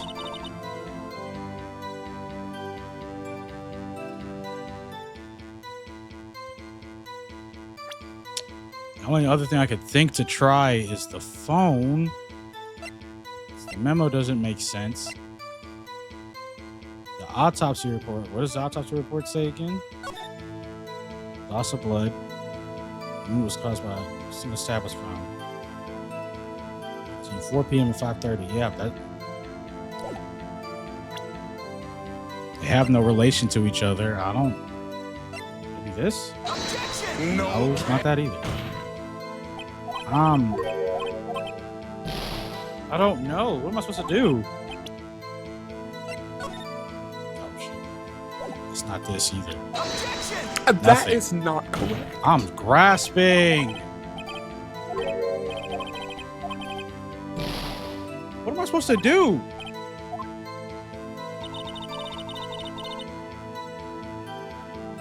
How do I disprove the rubber gloves? What? I have no evidence that would... Maybe the knife? Well, fuck it. I'll probably need a restart anyway, so... I'm gonna start throwing shit at the wall. Oh no, that's not this dude. I'm gonna start throwing shit at the wall, bro, because I need to start making shit shake. And nothing's making sense. Again, wrong button. Objection! That was it? What the? No way. Witness, do you know what this is? Are you trying to test me? I sell boxed lunches for a living, you know. That's a knife. The knife. The knife that was in Mr. Edgeworth's trunk. Okay, it's because her hand was hurt. I think that's what he's about to go to. Indeed, it is my knife. Wow, so that thought process was correct. Damn, that is such a weak link. Oh, okay. Defendant is the chief prosecutor for the district, right? Mommy, are prosecutors bad people? The defense has a request. We ask that the witness provide an accurate testimony. What's that, rookie? In your testimony, you stated that Lana Skye planned this murder. And that's why she was wearing those special gloves. Seems like a natural conclusion to me. The gloves do indicate planning. However, why would she not also prepare the most important thing, the murder weapon? Oh? This knife just happened to be in the trunk of that car. Yep. Ladies and gentlemen, if you're going to plan a murder, you don't forget the weapon. Whoa! Order. Great. Now the tide is turning in our favor. Great show, Mr. Wright. I was thinking more of the gloves thing. Man, that works too. My sister's as good as free. Right. I believe the next lunch you'll be eating is a humble pie. What? I hope you aren't deluding yourself into thinking that the tide has turned. Not over such a trifling detail. But this shoots a hole in the whole premeditated theory. Bah. The prosecution could care less if it was premeditated or not. The only one who seems to care is that lunch lady over there. The defendant, Lana Skye, murdered a detective with a knife. That is the only thing the prosecution need prove, nothing else. Very good, Mr. Prosecutor. I suppose you think you're clever now. But you know as well as I do that she planned on killing him.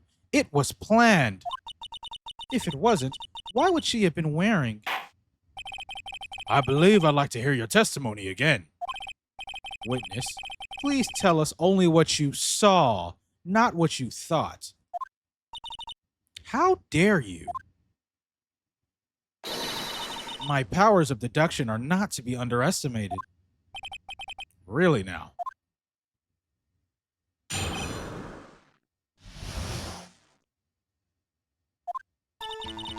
Lana Skye intended to murder Detective Goodman. Okay. That's why she called the victim all the way to the prosecutor's office. I'm sure the chief prosecutor had a grudge against the victim. No, she didn't. Nothing else could drive that human machine to plunge the knife in again and again. Again and again. Oh, I caught the... Yeah. The victim was summoned from the police department to the prosecutor's office. It does sound a lot like premeditation, doesn't it? So if I ordered a pizza, does that mean I'm planning to kill the delivery boy? In any case, the defense may now cross-examine the witness. I think I know what it is.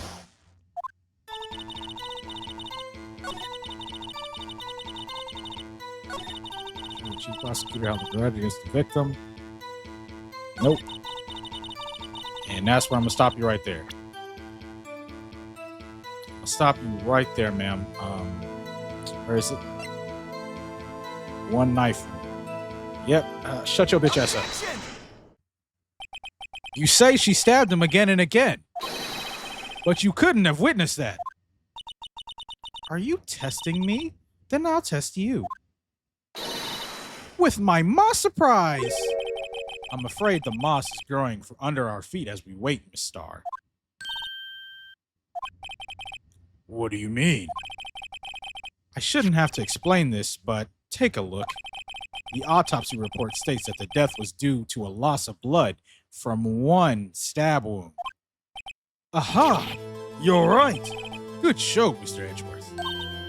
What a hunk! He's my hero! Really? Oh, hop off his nuts. He's just saying the truth. Right, I'm the one who... Is this what it looks like to be dickmatized? Well, witness. You got the crime scene set, right? Oh, thanks.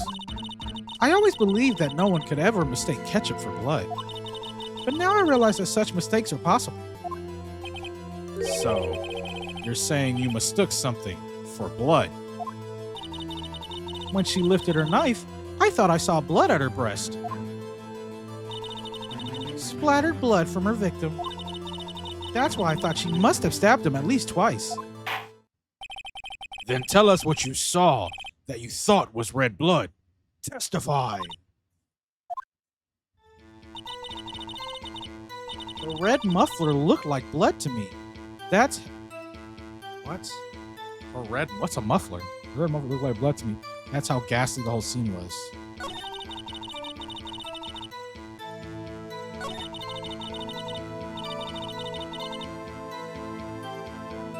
Huh? Red muffler. All right. Yeah. She did say that. She did say some bullshit like that. Press her on that. Her red muffler? Yes, like a scarf. The chief prosecutor always wears one around her neck. So she can be easily hanged at a moment's notice, I suppose. What? Damn, you have specific beef with the chief prosecutor for some reason. She's right. Miss Sky was wearing a red scarf, wasn't she? But wait, isn't it odd that you mistook that for splattered blood? Right. Well, people often mistake my beard for a bib. No one in the history of ever has ever done that. Shut up, Nick. A judge with a bib. That's why this place feels so much like kindergarten sometimes, right? Actually, I do think I saw some traces of blood on her chest. Now you're just making shit up. However, the autopsy report is clear on this matter. There was only one knife wound. Apparently, Miss Starr isn't entirely sure of her own testimony. Mr. Wright, this is our chance. Chance for what, I wonder? Miss Starr has turned out to be as short-tempered as she looked when we met her. Challenging her abilities as a detective really set her off. The short wick burns out the fastest. It's a scientific fact. I wonder, wouldn't it depend on the size of the candle? I mean, add more wax and even a really short wick will burn longer. Obviously, more scientific testing is required. Lana Sky intended to murder Detective Goodman. That's why she called the victim all the way to the prosecutor's office. I'm sure the chief prosecutor had a grudge against the victim. Oh, wait.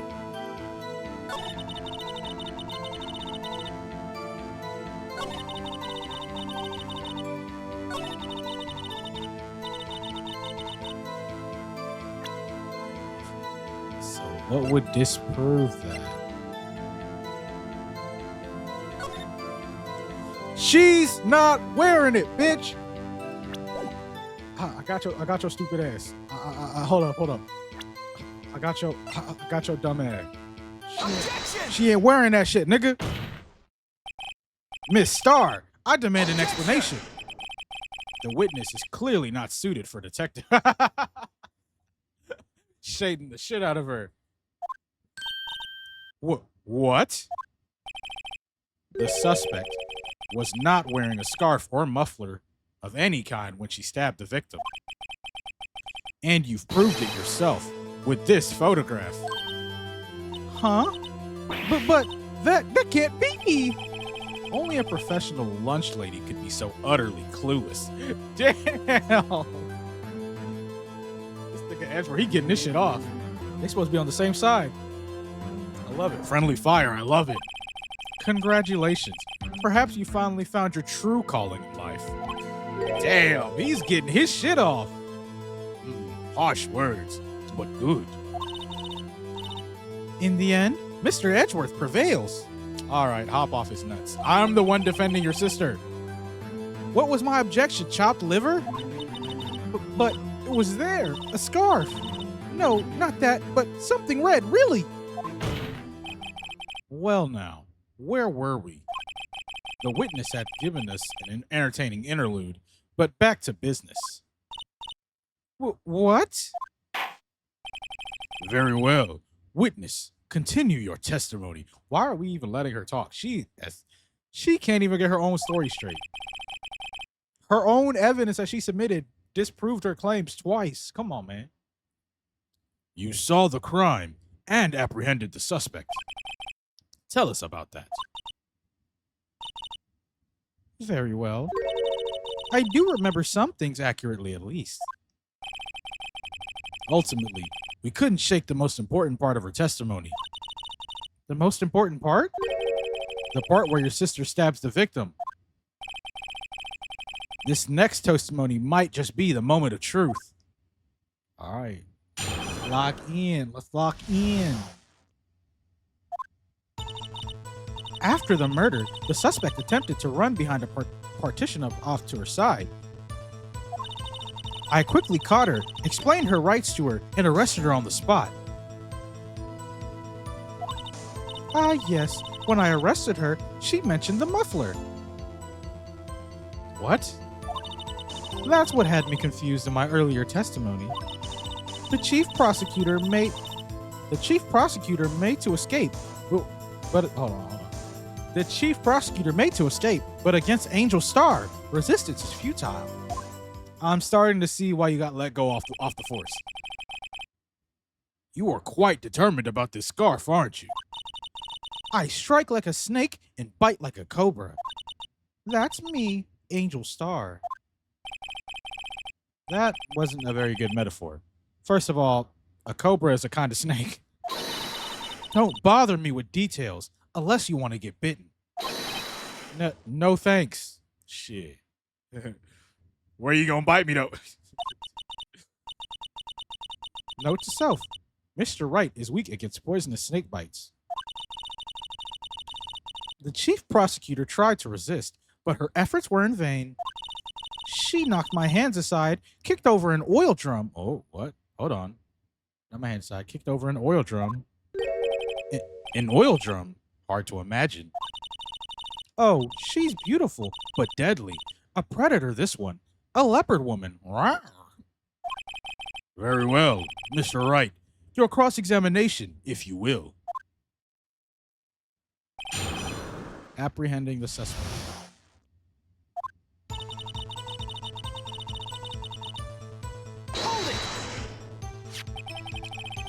So, where is this partition on the floor plans?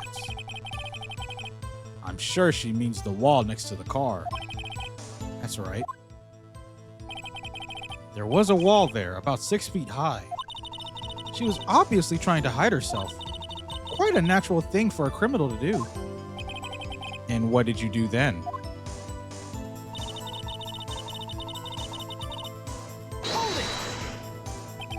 You say quickly. Were you close to the suspect? Yeah, how did you do that?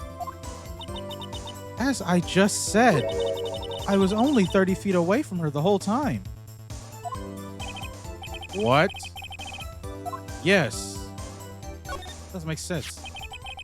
I'd like to see this on the floor plans, just to be safe. The Lunchland car was... She was a visitor. Thus, she was parked in B block. So, you witnessed the murder from here? That would make it about 30 feet from the car, yes. Well, there's a problem with that. Is that correct, Miss Starr? Yes, that's right. Okay.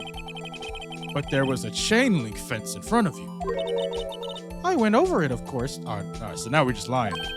Amazing! The cough-up queen lunch lady athlete, indeed. And you're back to hopping on penis, I see. I'm glad some things haven't changed from the first game. It would have taken her a little time to climb over the fence. So she couldn't have gotten to my sister that fast. Right. Yeah, that fence was about 9 feet high, too. So how did Miss Sky not get away?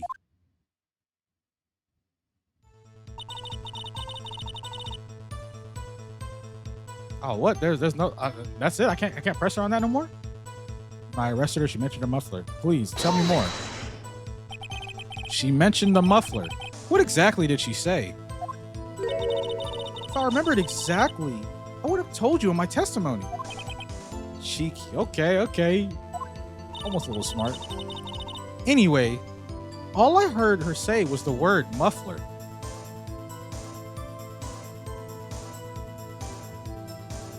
Oh, I can't press her on. Just that one word. That's so odd.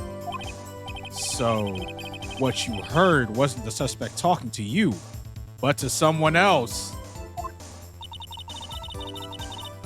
Yes, the chief prosecutor was talking on her phone. Her phone? She can't mean... Hold on. By phone, do you mean this cell phone discovered at the crime scene? Yes, ultimately. Ultimately? My memory... It's like a salmon heading upstream, you see. No, the court doesn't see, Miss Sarr. The chief prosecutor first attempted to use the phone hanging on the wall. On the wall? That's right. Near the car. There was an emergency phone on the wall. Apparently, it was out of order. And so she used her cell phone. Indeed, the emergency phone was out of order that day. Good witnessing, witness. This is not good witnessing. Right. You should, of course, add this to your testimony. The things I do to please this rookie defense attorney. The word muffler was overheard during a call. Hold on. But didn't she say...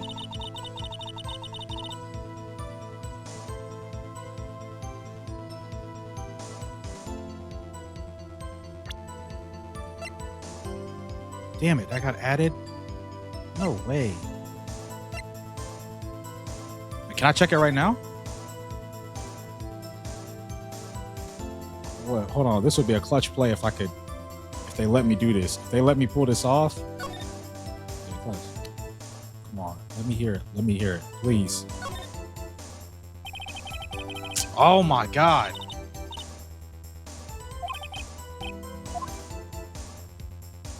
I know it has to do with the phone.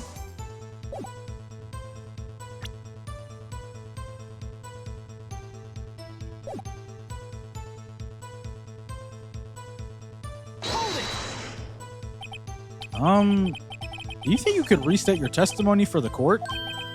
Aha! I was going to ask the same thing. I'll only say this one time, so listen close, rookies. So, you expect me to believe that she ran over there, you hopped over the fence, bitch. The chief prosecutor stabbed the victim and ran behind the partition.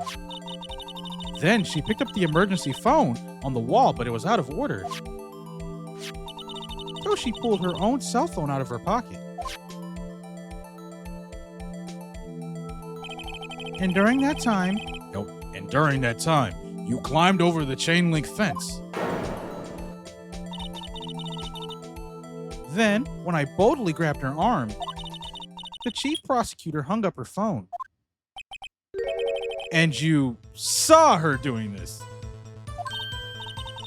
What is it, Mr. Wright? Uh-oh, what did you see, Phoenix? Let me know.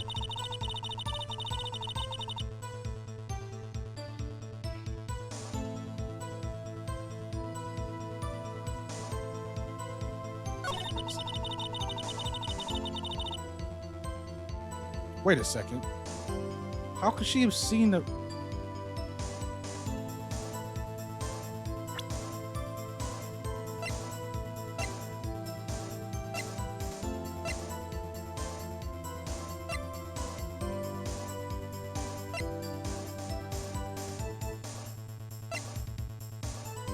Oh, damn. I don't know what he was... I don't know. It has to do with the phone, right?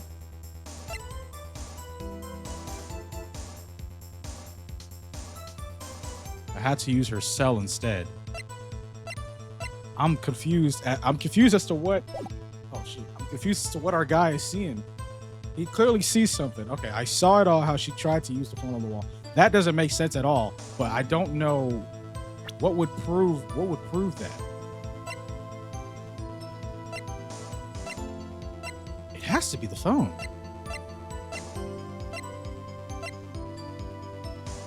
Overheard during a call made to Emma at 5:18. Fuck it. We go for the win. Fuck, that was it. And you saw her doing this. See, he sees something. Phoenix, clue me in, brother. Let me know what you saw. She made to escape. Can you be more specific? She brushed aside my hand and ran. It was a terrible sight to see, like a dollop of lard on a pot of foie gras. My French is not French. Huh? She even kicked over an oil drum at me. Now you're claiming she did it on purpose. What? There was an oil drum lying on its side at the scene of the crime. But it's strange. What's that? If she wanted to escape, why didn't she run the other way? The parking lot entrance. That's right. It doesn't make any sense that she would run from behind the partition to the oil drums. Excellent. More mysteries. I wish we could solve a few before finding more, though. So Miss Sky tried to run. I'm sorry my sister is so suspicious, Mr. Wright. Not as sorry as I am. But she didn't do it. You have to believe me. What would disprove that?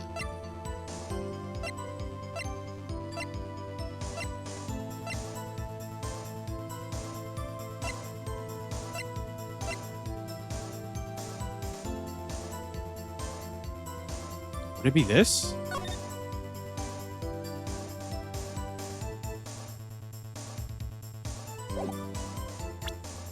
Oh, let me try it. I don't know. Objection! Oh, I was right. It was that. She couldn't have seen it yet. Miss Starr, I have to conclude that you have a personal grudge against Miss Lana Sky. Objection! The witness is a former detective. Her testimony is unarmed by personal bias. Well, who would have thought that you would be my knight in shining armor, prosecutor? You, who together with the chief prosecutor, kicked me out 2 years ago. Come on, man. Come on, dog. Oh, she gotta be stupid. Well, Miss Starr, this is a fatal contradiction with your testimony. How do you explain this? I don't know what you're talking about. Mess with me, and I'll make you cough it all up. What does that even mean? Let's look at the floor plans. You said you witnessed the crime from this point. However, if that's true, you couldn't possibly have seen Miss Sky making that phone call, right? I believe you see what I'm getting at. That emergency phone was sitting on the backside of this partition. If indeed you were in B block, you couldn't have seen it. What? Order! What is the meaning of this? It's simple, Your Honor. She's not coughing up lunch. She's coughing up lies. Objection! That's quite a claim, Mr. Wright. Perhaps you will allow me a question. Tell us exactly what lie this witness has told the court. Here's where the counterattack begins. I can't afford to get this wrong. The witness lied about where she saw it.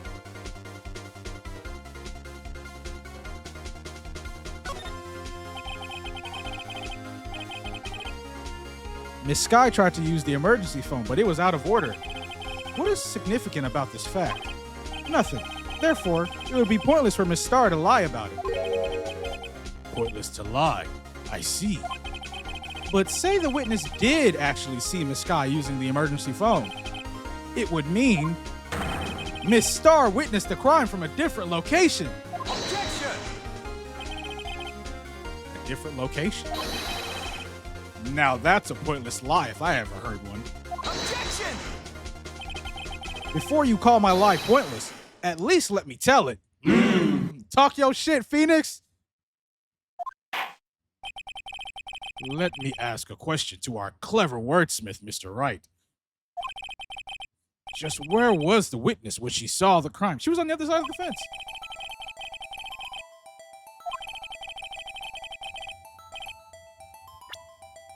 Well, she was right here.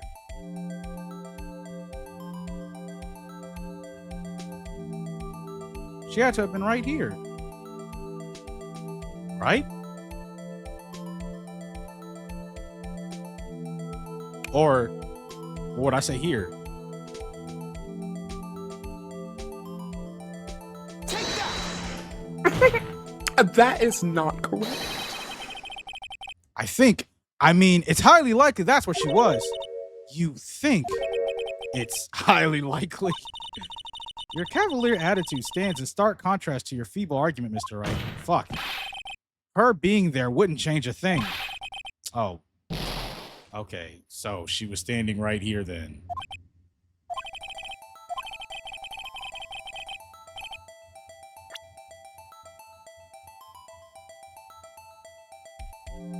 Here?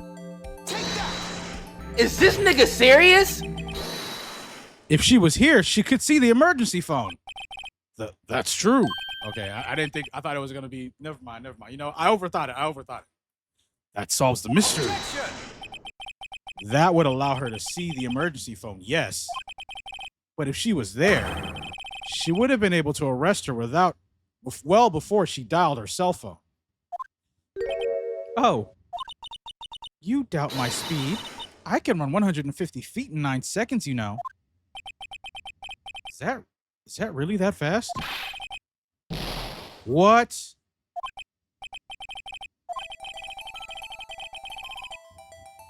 Wait.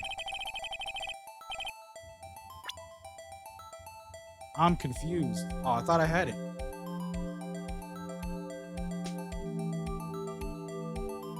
The only thing I can think of is it have to be by the security room, no? I'm gonna click here. This is the only place where she could have been. Yeah, okay. It was a security room. The security guard room. Indeed. The security guard room is what in the underground parking lot is well positioned. It's built on the second floor, so you can see the entire lot. Okay. That makes sense. That actually, that makes even more sense. She would have been able to see the emergency phone from there. But why there? There are many other places where she could have seen that phone. Not in this case, Your Honor. The witness, not being part of the prosecutor's office, couldn't park in A block. The only place where she could have seen the crime and the back of the partition is here. I remember in your testimony you said you brought a lunch to your boyfriend in the security guard room, yes? Well, Miss Starr, how many years have I been getting the better of men? To think that the tables could be turned. Today, a man has got the better of Angel Starr. Order! Witness, what have you done? You used to be a detective. You should know better. I'm not turning back. The guilty will be punished. And I'll do what I must to make sure justice prevails. The guilty? Is she talking about Miss Skye? Mr. Wright, doesn't this strike you as odd? Why did Miss Starr lie? It doesn't make sense. Huh? She could have just said she saw the crime from the security guard station. It wouldn't change anything. Exactly. This photograph tells all. It was a defendant who stabbed the victim. That truth still stands. Objection! It still stands. I disagree, Mr. Edgeworth. What? If a witness is found to be lying, they're guilty of perjury. She knows this. She wouldn't risk that without a good reason. So tell us, So tell us what her reason was, Mr. Wright. Huh? Me? Who else? Mr. Wright, let's review what we know. Miss Starr witnessed the crime from the security guard station. But she lied and said she saw it from B block. It must make a vital difference, but what would that change?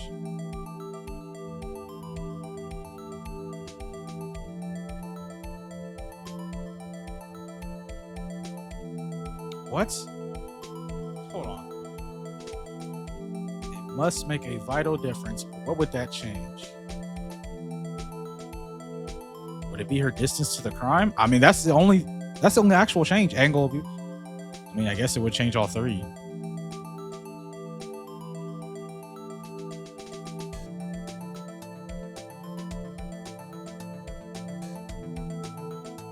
Yeah, it would have to be the angle of view then. I'm gonna go angle of view. No. Why, the angle at which she saw the crime occur would change. The angle? What do you mean? Oh, fuck. Okay, it's done. The security guard station is on the second floor and, fuck. She would sort of have a 3D view of the crime. And this is important. Why? Yeah, it's not important. Yeah, I figured. Okay, so it had to be distance then. I can't see why the lighting would be that important. I mean, unless it is lighting. The distance to the crime. It changes the distance between her and the scene of the crime. Objection! My condolences, Mr. Wright. But one look at the floor plans is quite clear. The distance between the scene of the crime and the guard station is 30 feet. How the fuck am I supposed... You know, I don't see what could change. I don't see how that could change what she could see. Objection! Okay. What she saw is not in question here. What matters is the time it would take for her to reach the scene of the crime. Ooh, that's a good point. She has to get to the yeah. Miss Starr, you witnessed the crime from the security guard station. Now, how long did it take you to go from there to the scene of the crime where you arrested Miss Sky? Well, witness. Yes. You ordered the squid wheels, right? The quality of my lunches has gone from low to inedible. I was bringing a PB&J lunch with fresh boysenberry jam to my boyfriend. Boysenberry for the boyfriend. He wasn't in the station, so I waited. I witnessed the crime from the glass-walled station.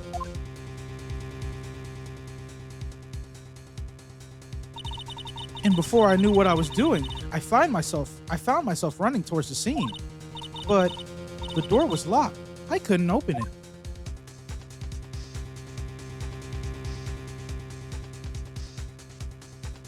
So you mean to tell us you went the long way? Bro, we supposed to believe this shit? That's why I had to go through the visitors parking in B block. That's quite a detour. It probably took me at least 5 minutes to get to the scene of the crime. 5 minutes? This changes things considerably. But it was that woman over there in the defendant's chair who stabbed him. I know it. I have photographic evidence. I swear it. I swear it on my finest plastic spork. You have a point. And the spork is a wonderful invention. Would you like another caviar lunch? Absolutely. Uh-oh. Mr. Wright, you have to do something. Do I have any evidence to stop this?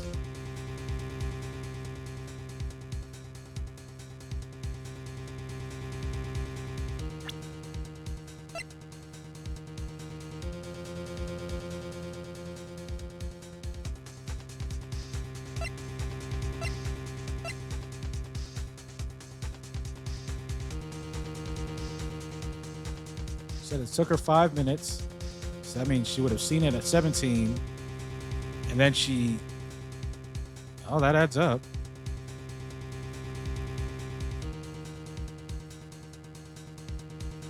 Wait, 5 minutes? Hold on a second. I do have something. Hold on. I think I'm right. About this. Hold on. 5 minutes between the witness of the murder and the arrest. Think about it. You could make pasta in that amount of time, if you like it al dente.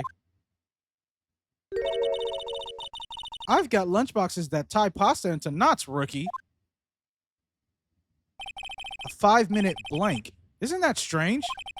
Strange. If you were a criminal, what would you do with 5 minutes, Your Honor? Well, I guess I'd flee the scene.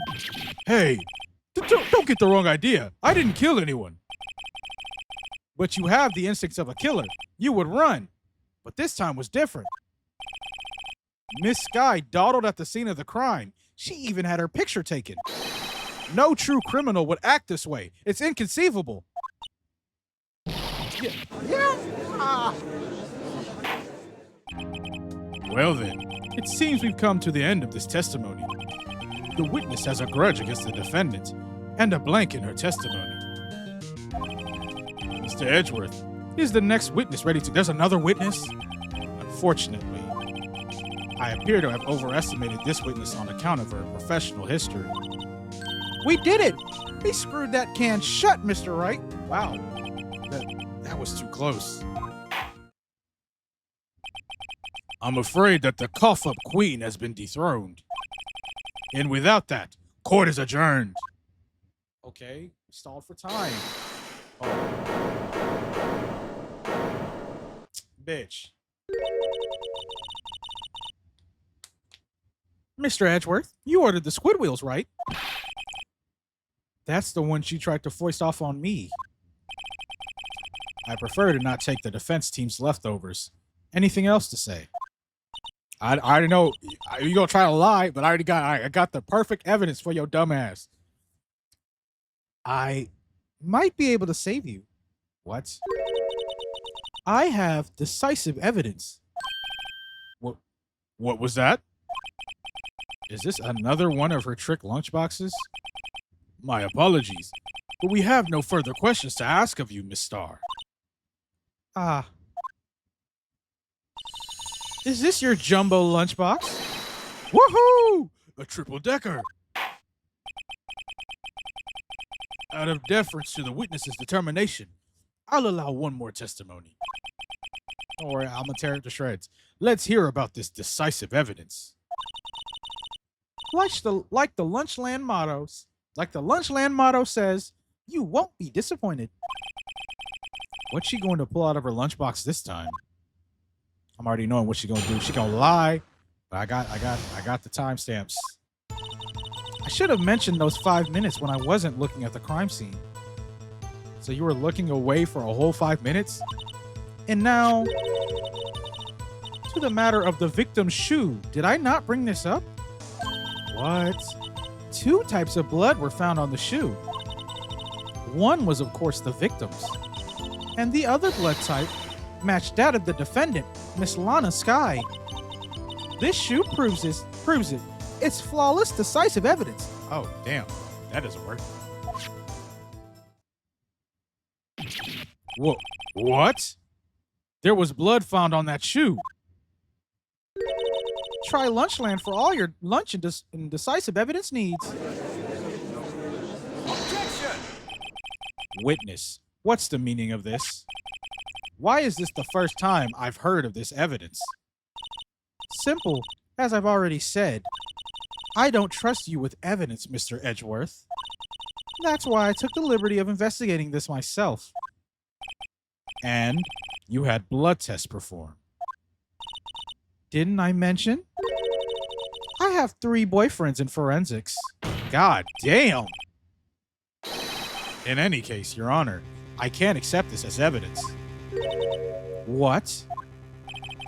You must know the 2 rules of evidence law. Rule 1, no evidence shall be shown without the approval of the police department. In other words, this shoe is illegal evidence, at least for the time being. Is that right, Mr. Wright? It seems so. Edgeworth sure is celebrating. Not so fast, Mr. Edgeworth. Don't forget, I used to be a detective. As I mentioned previously, this shoe has already been tested by a member of the forensics department. As you can see, it was approved by the police department as of today. Even the general public can produce official evidence, Mr. Edgeworth. Is that right, Mr. Wright? It seems so. Edgeworth is looking pretty solid.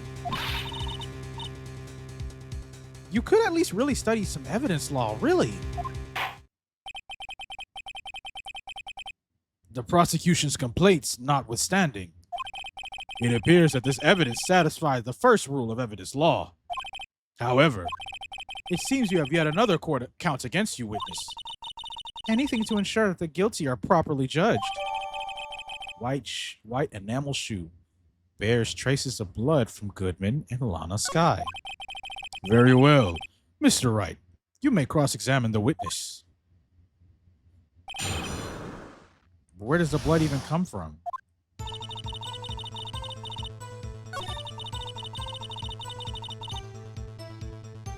Hold on a second. Hold it! Why did you lie about those 5 minutes? I guess you could say I just wanted people to look at the results. The results? How many times do I have to say this? I saw the chief prosecutor stab the victim before my own eyes. Compared to that, a 5-minute blank means nothing. Then why didn't you just tell the truth? Don't make me laugh. We're dealing with the most untrustworthy of the vile lot known as prosecutors. Falsified evidence, arranged testimonies, erasing and manipulating evidence. When you fight monsters, you need to use every trick in the book. This, when the suspect is admitting she did it?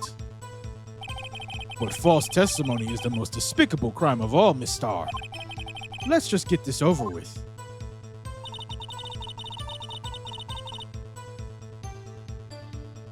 No, you didn't. And you found this shoe at the scene of the crime. I detained the chief prosecutor and notified the police department.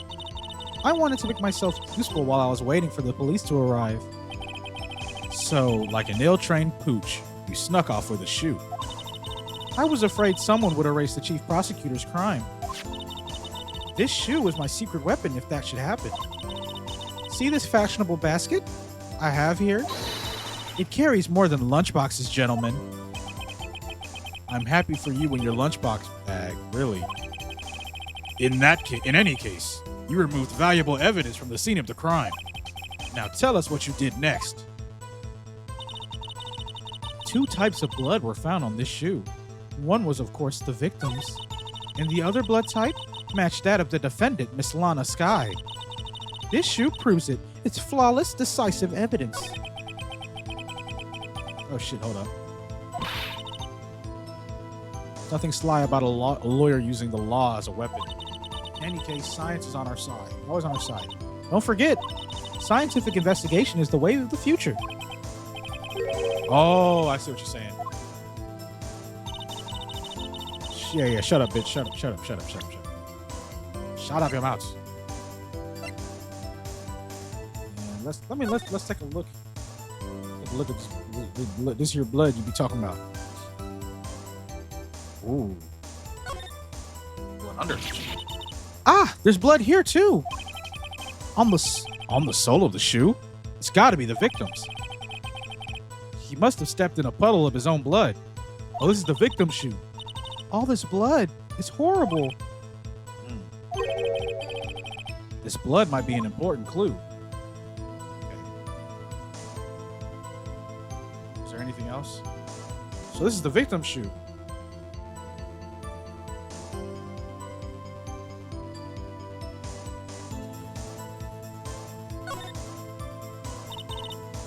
This blood, it's my sister's, right?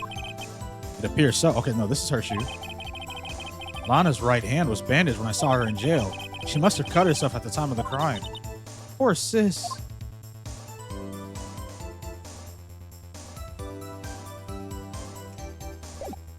Expected it. So you brought it to the forensics department. If you're going to submit something as evidence in court, you need it approved. To do that, evidence must be analyzed by a forensics expert. And she got away with a little coup because she used to be a detective. The shoe does appear to have bloodstains on it. Well, the man was stabbed after all. And that blood belonged to the victim, Detective Goodman. As I said, there were 2 types of blood found on the shoe.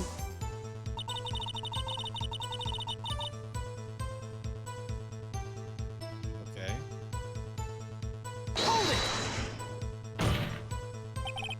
You can't say for sure. Oh, yeah, you can. Come on. You claim to know something about blood tests, rookie. Huh? Well, speak up. Well, blood comes in 4 types, A, B, O, and AB. However, you can't tell from a blood test whether a murder was committed in cold blood.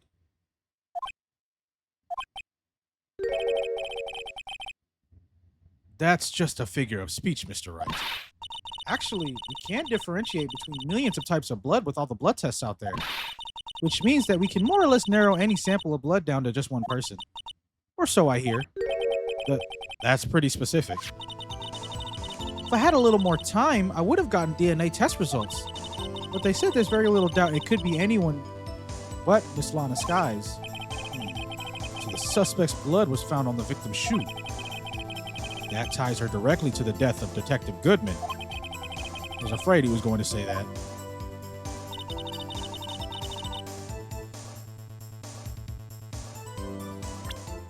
Well, let me present the shoe. Objection! Nope, that's not it. Fuck.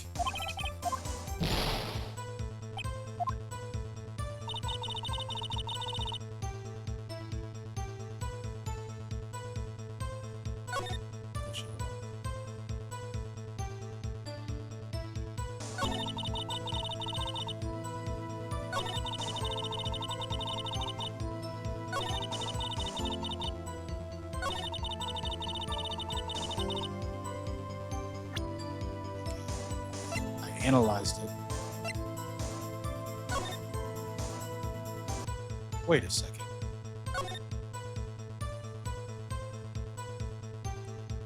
Nah, her shoes are black.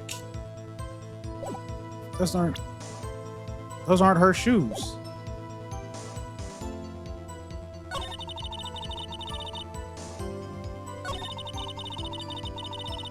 Hold on a second. I'm confused. So is she saying this is the victim's blood? Oh, it's the victim's shoe. Okay. Wait a minute. Then how did her... Oh, okay. So her blood got on his shoe. So he stepped in a puddle of his own blood. What is going on? Wait a second. Puddle of his own... It has to be this photo, no?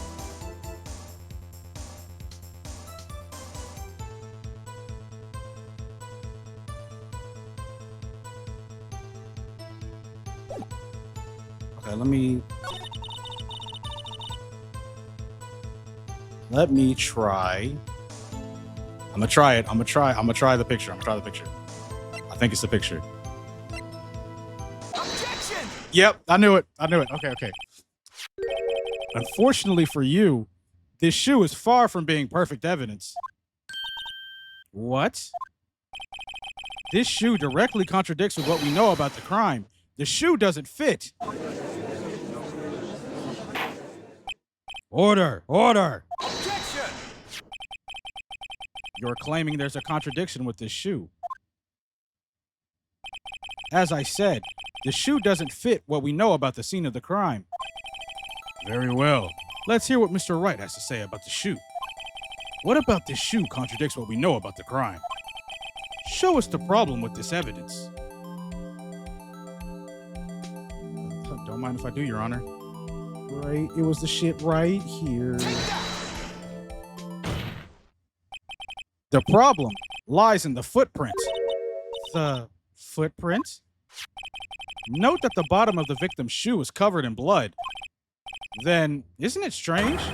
Why weren't any bloody footprints found by the scene of the crime? Aha! As you can see, there were no traces of any footprints at the scene of the crime. That contradicts your claim about this shoe. Objection! This picture only shows part of the floor, so there could have been bloody footprints. Objection! Then where are they, Mr. Edgeworth? Because we checked the scene and found nothing of the sort. Order! Well, witness. What, huh? Great going, Mr. Wright, but it's true that the lack of a footprint is a contradiction. But then we have to ask, why wasn't there a footprint? Oh. There has to be a reason why there wasn't a footprint. Think, Mr. Wright, think! Hey, I don't know why it's not there. I'm just good at finding contradictions. What? Oh, no. I see. Now I get it. Get what? Our witness is more devious than I gave her credit for. We were hoodwinked to the very end. But she slipped. There is one vital hint to the truth of her testimony. What are you talking about? Think back to when she told us about apprehending the suspect. The chief prosecutor tried to resist, but her efforts were in vain. She knocked my hands aside and kicked over an oil drum. Oh, she's beautiful but deadly. A predator, this one. A leopard woman. Wow. I thought that was a strange thing for the normally cool-headed chief to do. No kidding. Now, witness, allow me to ask a very simple question. This oil drum, was it empty? Oh, that? I'm not sure I like your attitude, Mr. Edgeworth. Though, apparently, you're not the slowest conveyor belt in the lunchbox factory. Witness, well, was the oil drum empty? The oil drum kicked over by the chief prosecutor was brimming with water. Water? Oh, so they're going to say that washed away all the blood? Still don't get it, Mr. Wright? Do you want to know the reason she knocked it over? The real reason. Aha! You don't mean... Yes, the suspect knocked over the oil drum for one reason alone. To erase the bloodstains that would become evidence against her. What? Damn, that ties things up quite nicely.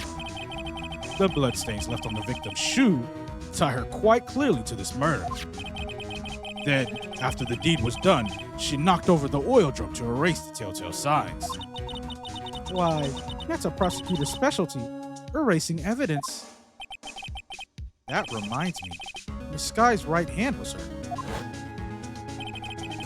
Didn't she say she cut herself when she stabbed him? So that's when my sister's blood got on the shoe? Well, I see no reason to prolong this trial. But Mr. Wright, do something, please! What do you want me to do, nigga? What can I do? Your sister has confessed to the crime, and she tried to conceal it. But... Enough. There is no need for further debate. The verdict, Your Honor. Very well. But Angel Star is on the prosecution side. She could have been lying about the water. This court finds the defendant, Miss Lana Sky. Oh, okay, thank you. Somebody. Little girl, what did you just say? Oh, because she said she's on the project. Okay. Huh? Me? Did you say that I, Angel Star, was on the prosecution side? Well, yeah, you are. You're saying my sister hid evidence by erasing the bloody footprints. Well, I thought you'd had your fill, but here you are demanding a second helping. Another lunchbox. A lunchbox called evidence. Wait, witness, don't tell me you had something else. Objection! The time for deliberations is past. Any further comments, and you will be held in contempt of court. Your threats don't scare me. The cough-up queen. Look at this. Oh, shit. Damn. How did she get this photograph so close? A photograph? Wait.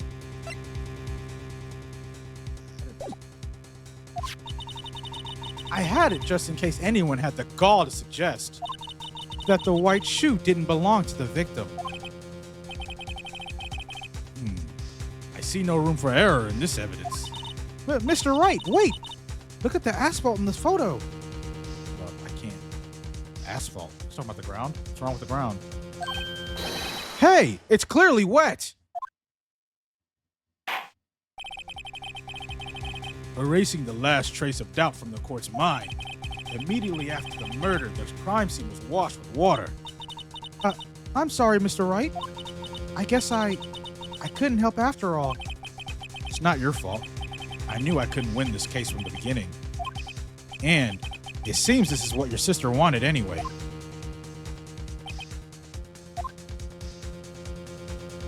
I'm sorry, Mia. Wait a second.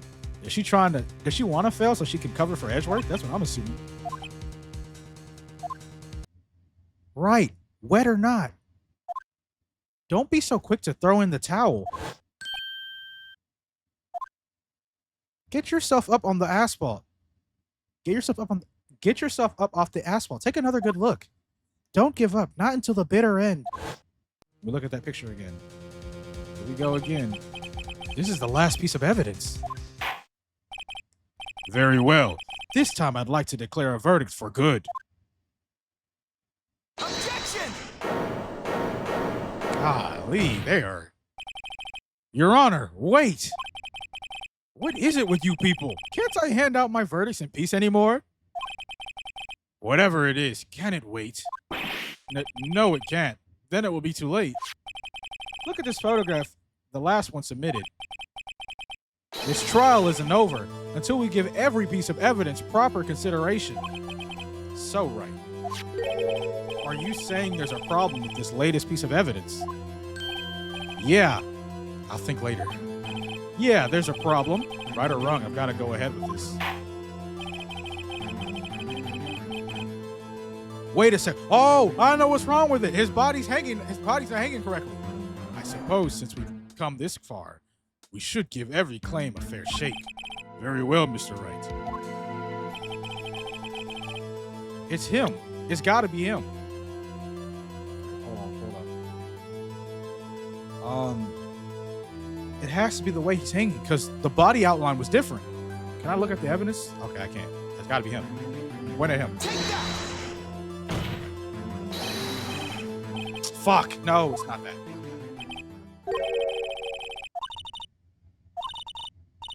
Fuck you.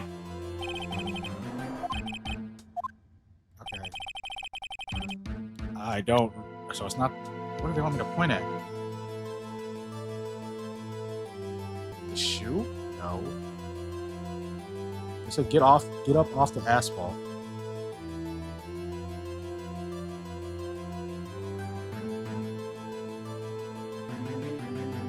Wasn't the nigga hanging out?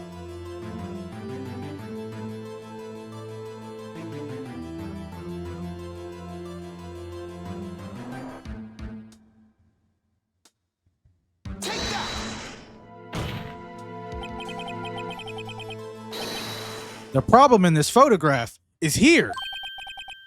What's this? There's something poking out of the car's muffler. There's something poking out of the car's muffler. Wait just a moment, Mr. Edgeworth. Your Honor, you just said muffler. However, I see no trace of a muffler or scarf of any kind in this photograph. A muffler is also a part of a car or motorcycle, Your Honor. Just think of it as part of the exhaust system, a pipe. I see, and I see. What's that suspicious-looking claw sticking out of the car's muffler? So what if there's something sticking out of the muffler? No, that's very odd. What does that have to do with this case? Nothing. Absolutely nothing. Objection! Sorry, Miss Starr, but it's not going to be that easy. In fact, you've already told us why this is important to the case. You said as much in your testimony. What? Let's hear what Mr. Wright has on his mind. Tell us why you think this piece of cloth in the muffler is related to the real case.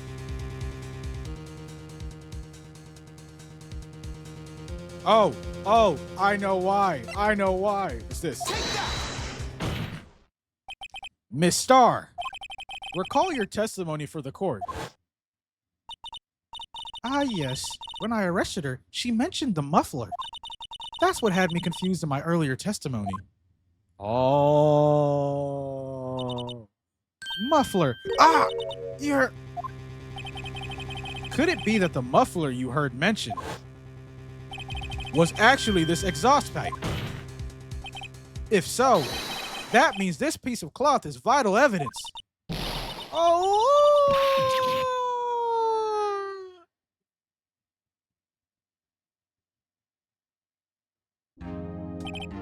Well, it seems we will have to suspend the proceedings. Right, long-ass trial. Suspend? I find myself wondering about the piece of cloth. If you leave any question unanswered here, we do a disservice to the law.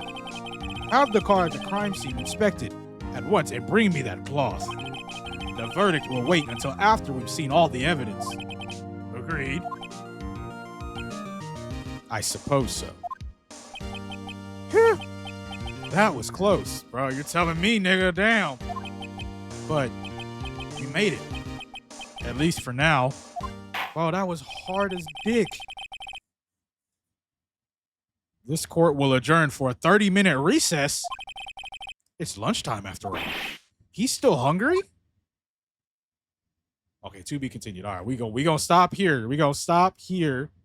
It's safe. Holy fuck, dude. That trial was tough. That trial was tough.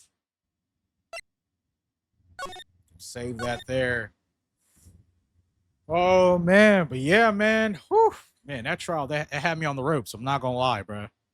That was heaming me up. That was heaming me up, bro. I was trying to find them clues, but shit. But yeah, man, that was fun though. That was super fun still though. I'm glad to be back playing this game, man. That's gonna be it for this video, man. If you watched this far, it means you like the video. So please leave a like on the video. Subscribe to the channel if you're new. And I'll see you guys next time, man. Deuces.